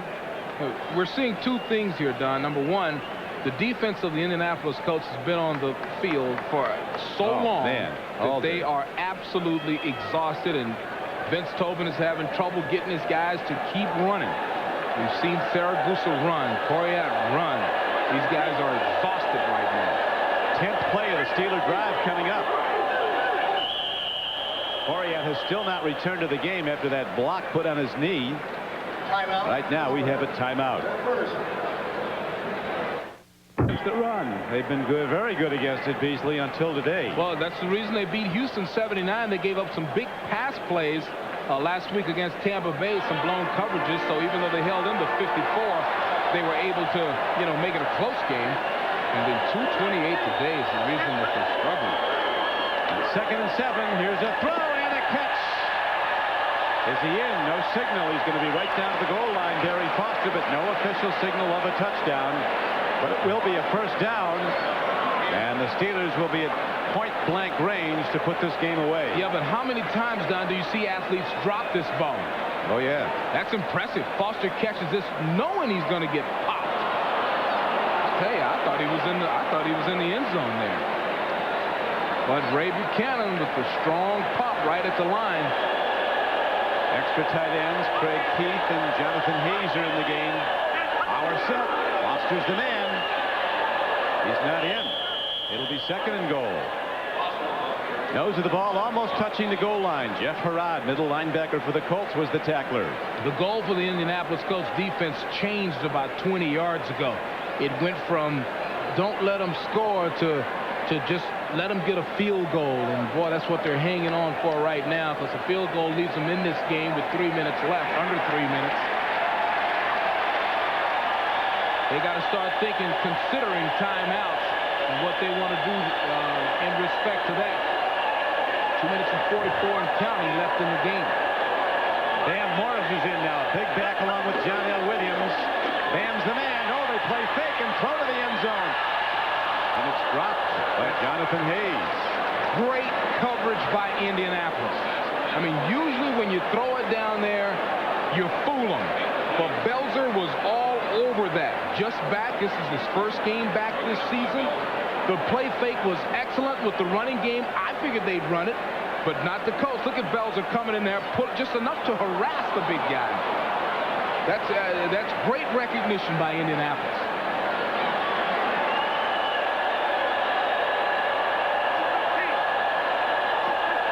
Third down and goal, Steelers. To the run. Bam Morris, he's in.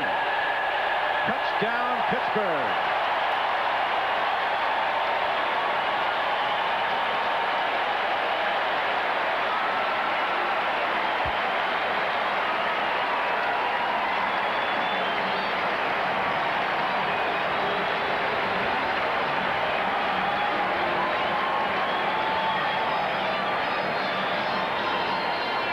So the Steelers, with that power drive blocking from their offensive front, open up the Colts, take it down close, and then the touchdown that gives the Steelers now the extra point by Anderson. A 31-21 lead with just 2:28 to play, so the Colts are reduced now to nothing more than an all-out passing game to try to get back in it. Pulling, folding outside, and good, strong running by the running backs. There's no trickery here. John L. Williams out front. The offensive line should be congratulated for their effort all day long. And Bam Morris, look at the size of that. How'd you like to try to get your arms around that? And he's that prototype that we've been talking about, 6 foot, 235. A rookie, so he's got those legs where he'll run through anything right now. He had been nicked up a lot. That's a good scoring drive, 13 plays. Steelers were down in this game 14-0 in the second quarter. They might want to wear these 1933 throwback jerseys again. They're going to wear them, I guess, out in Arizona.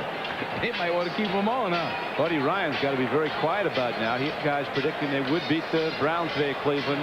Fourth quarter score, not final yet. Cleveland 25, Arizona nothing. Buddy Ryan and quiet. That'll go in the same sentence. Here is the kickoff. Humphrey opens it up and gets it out to the 33-yard line. Steelers dominating in time of possession. Almost 38 minutes to under 20 minutes. Next Sunday, NBC Sports presents an NFL doubleheader beginning at 12:30 Eastern Time with NFL Live. Then most of you will see the Colts against the Cleveland Browns. Some of you will see Dan Marino and the Dolphins take on the Vikings. Then in game 2, regional action, New England Detroit, a featured game. The Steelers go out west for a big one against the so far unbeaten Seattle Seahawks. A 6 o'clock start to that game, Eastern Time. Rod Woodson breaks up the play. It'll be 2nd down and 10. I wouldn't start my comeback taking on a guy who's on the 75-year team. That's right. Rod Woodson, you know, Rod Woodson's almost embarrassed being so young. There's guys that are, I mean, most guys aren't living that are on that team, so that's quite an honor. He makes a good play there. Jerry Rice, another active who's at it. There's a third one. A lot of Steelers at it from the glory years. Here's a downfield throw, and Dawkins comes down with the ball. Sean Dawkins has the ball all the way down to the 35-yard line. A 31-yard gain. Yeah, that's more like it. That's safety over the top, man coverage. Safety really didn't get there in time. Deion Figures is one-on-one with him. Now, you saw him turn his back. That means that it was cover 2, and Figures' responsibility was the flat, but he recognized the throw, so he continued running. The fault there lies in the safety not getting over to make the play. Number 25, Gary Jones. Jones finally knocked him out of bounds, but 31 yards downfield. Harbaugh stands in. Long ball downfield. He's looking at Floyd Turner, who almost had it. Turner went up, but didn't come down with it. Now, that safety, same play, same coverage. Number 39, Darren Perry, was there. Perry waiting to make the catch, but Floyd almost makes an acrobatic, unbelievable effort. Look there. There's a safety all ready to make it, Perry, but Floyd almost jumps over his head and pulls it in with one hand. That would be a highlight. The coverage is right there. That would have made the evening news, partner. Harbaugh's got to make perfect throws to hit the. He did make one to Dawkins and almost another. But the Colts up against it now, down by 10 with 2:02 to play. Harbaugh stands in. He's got a man, and Dawkins nicely takes in the ball and dances out of bounds for an Indianapolis first down. A 12-yard gain on the play. A hitch in his get along there, but he's still in the game. Mark Chabrota has seen the Indianapolis defense give up almost 500 yards today. 468 yards, and most of it coming tough yards. Good running by the Pittsburgh offense. Colts with just 179 total yards. Harbaugh stands in, dumps it off.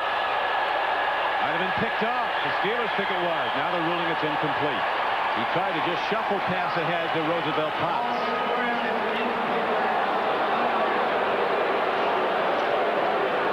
Well, let's talk about a man under duress. How would you like to be Jim Harbaugh here as he comes around?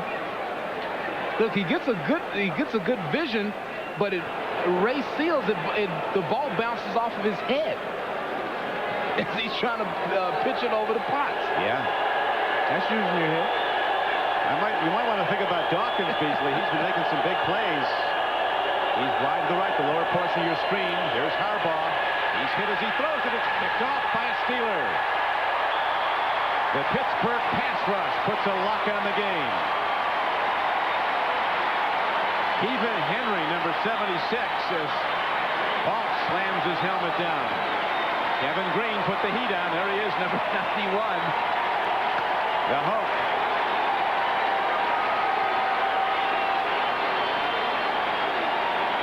Well, they just, they know he's got a pass, so they're rearing back and throwing the home run bombs.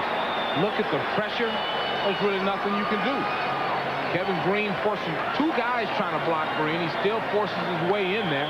Watch Green fall in on the inside rush. And over two guys, he gets the push on Harbaugh. And Henry with the catch. Very significant win, too, for the Steelers as they dominated the game with their power running game. Barry Foster coming back to have really the first great game he's had since his banner season of '92. Van Morris isn't bad either. He's still on the run all the way out to the 46-yard line. Well, Van Morris now was a major star at Texas Tech college. I mean, this guy can go. 1:32 to play, and the Steelers looking to run it out. When finally shut down Marshall Faulk, Beasley. Well, they shut down Marshall Faulk and the offensive line of the Indianapolis Colts. I mean, the graveyard in the National Football League is full of running backs who played on bad teams with no blocking. And they simply couldn't block Pittsburgh. Foster with 179 today, Marshall Faulk with only 62, but it's not Faulk. It's the defense of the Steelers that shut down the blocking of Indianapolis.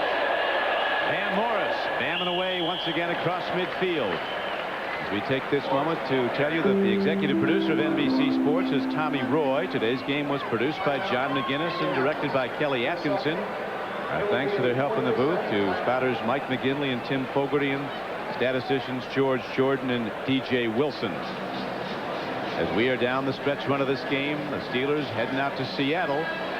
Seahawks have a big one today against unbeaten San Diego. Seattle may be the surprise team of the AFC so far, off to a 2-0 start, winning both games by rout scores on the road. So the Steelers will be tested next week, Beasley.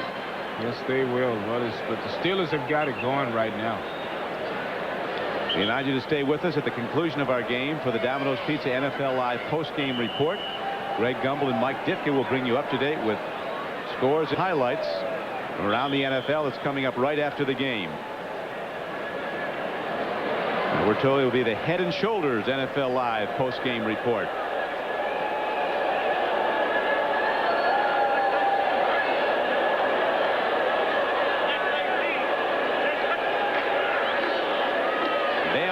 Runs the ball and takes it down to the 45-yard line. And this is the perfect situation for Pittsburgh to be in. I mean, you've been running the ball successfully all day long. You need to run the ball at the end of the game to shut it down, to be a closer. You know, I talked about Pittsburgh's defense, man. Those are closers. Well, this offense, you know, they have been closers today, making the blocks, hard running by everybody that they line up in the backfield. Good blocking by John L. Williams. Good everything. Yes, there was. Steelers, a playoff team the past 2 seasons under Bill Cowher, gaining momentum now. A very, very poor performance on opening day. They were absolutely overwhelmed by Dallas here at Three Rivers. Then they came back to win at Cleveland last week. Today they've come back to win again, dominating the game as it wears on. And that could do it as the Steelers will up their season record to 2-1. The Colts will fall to 1-2. Colts going home to play the Cleveland Browns next Sunday in Indianapolis. And a standing salute from the Steeler fans for a tremendous all-around team effort. The good news, Barry Foster is back and as good as he's been. Barry Foster was beautiful today. He had a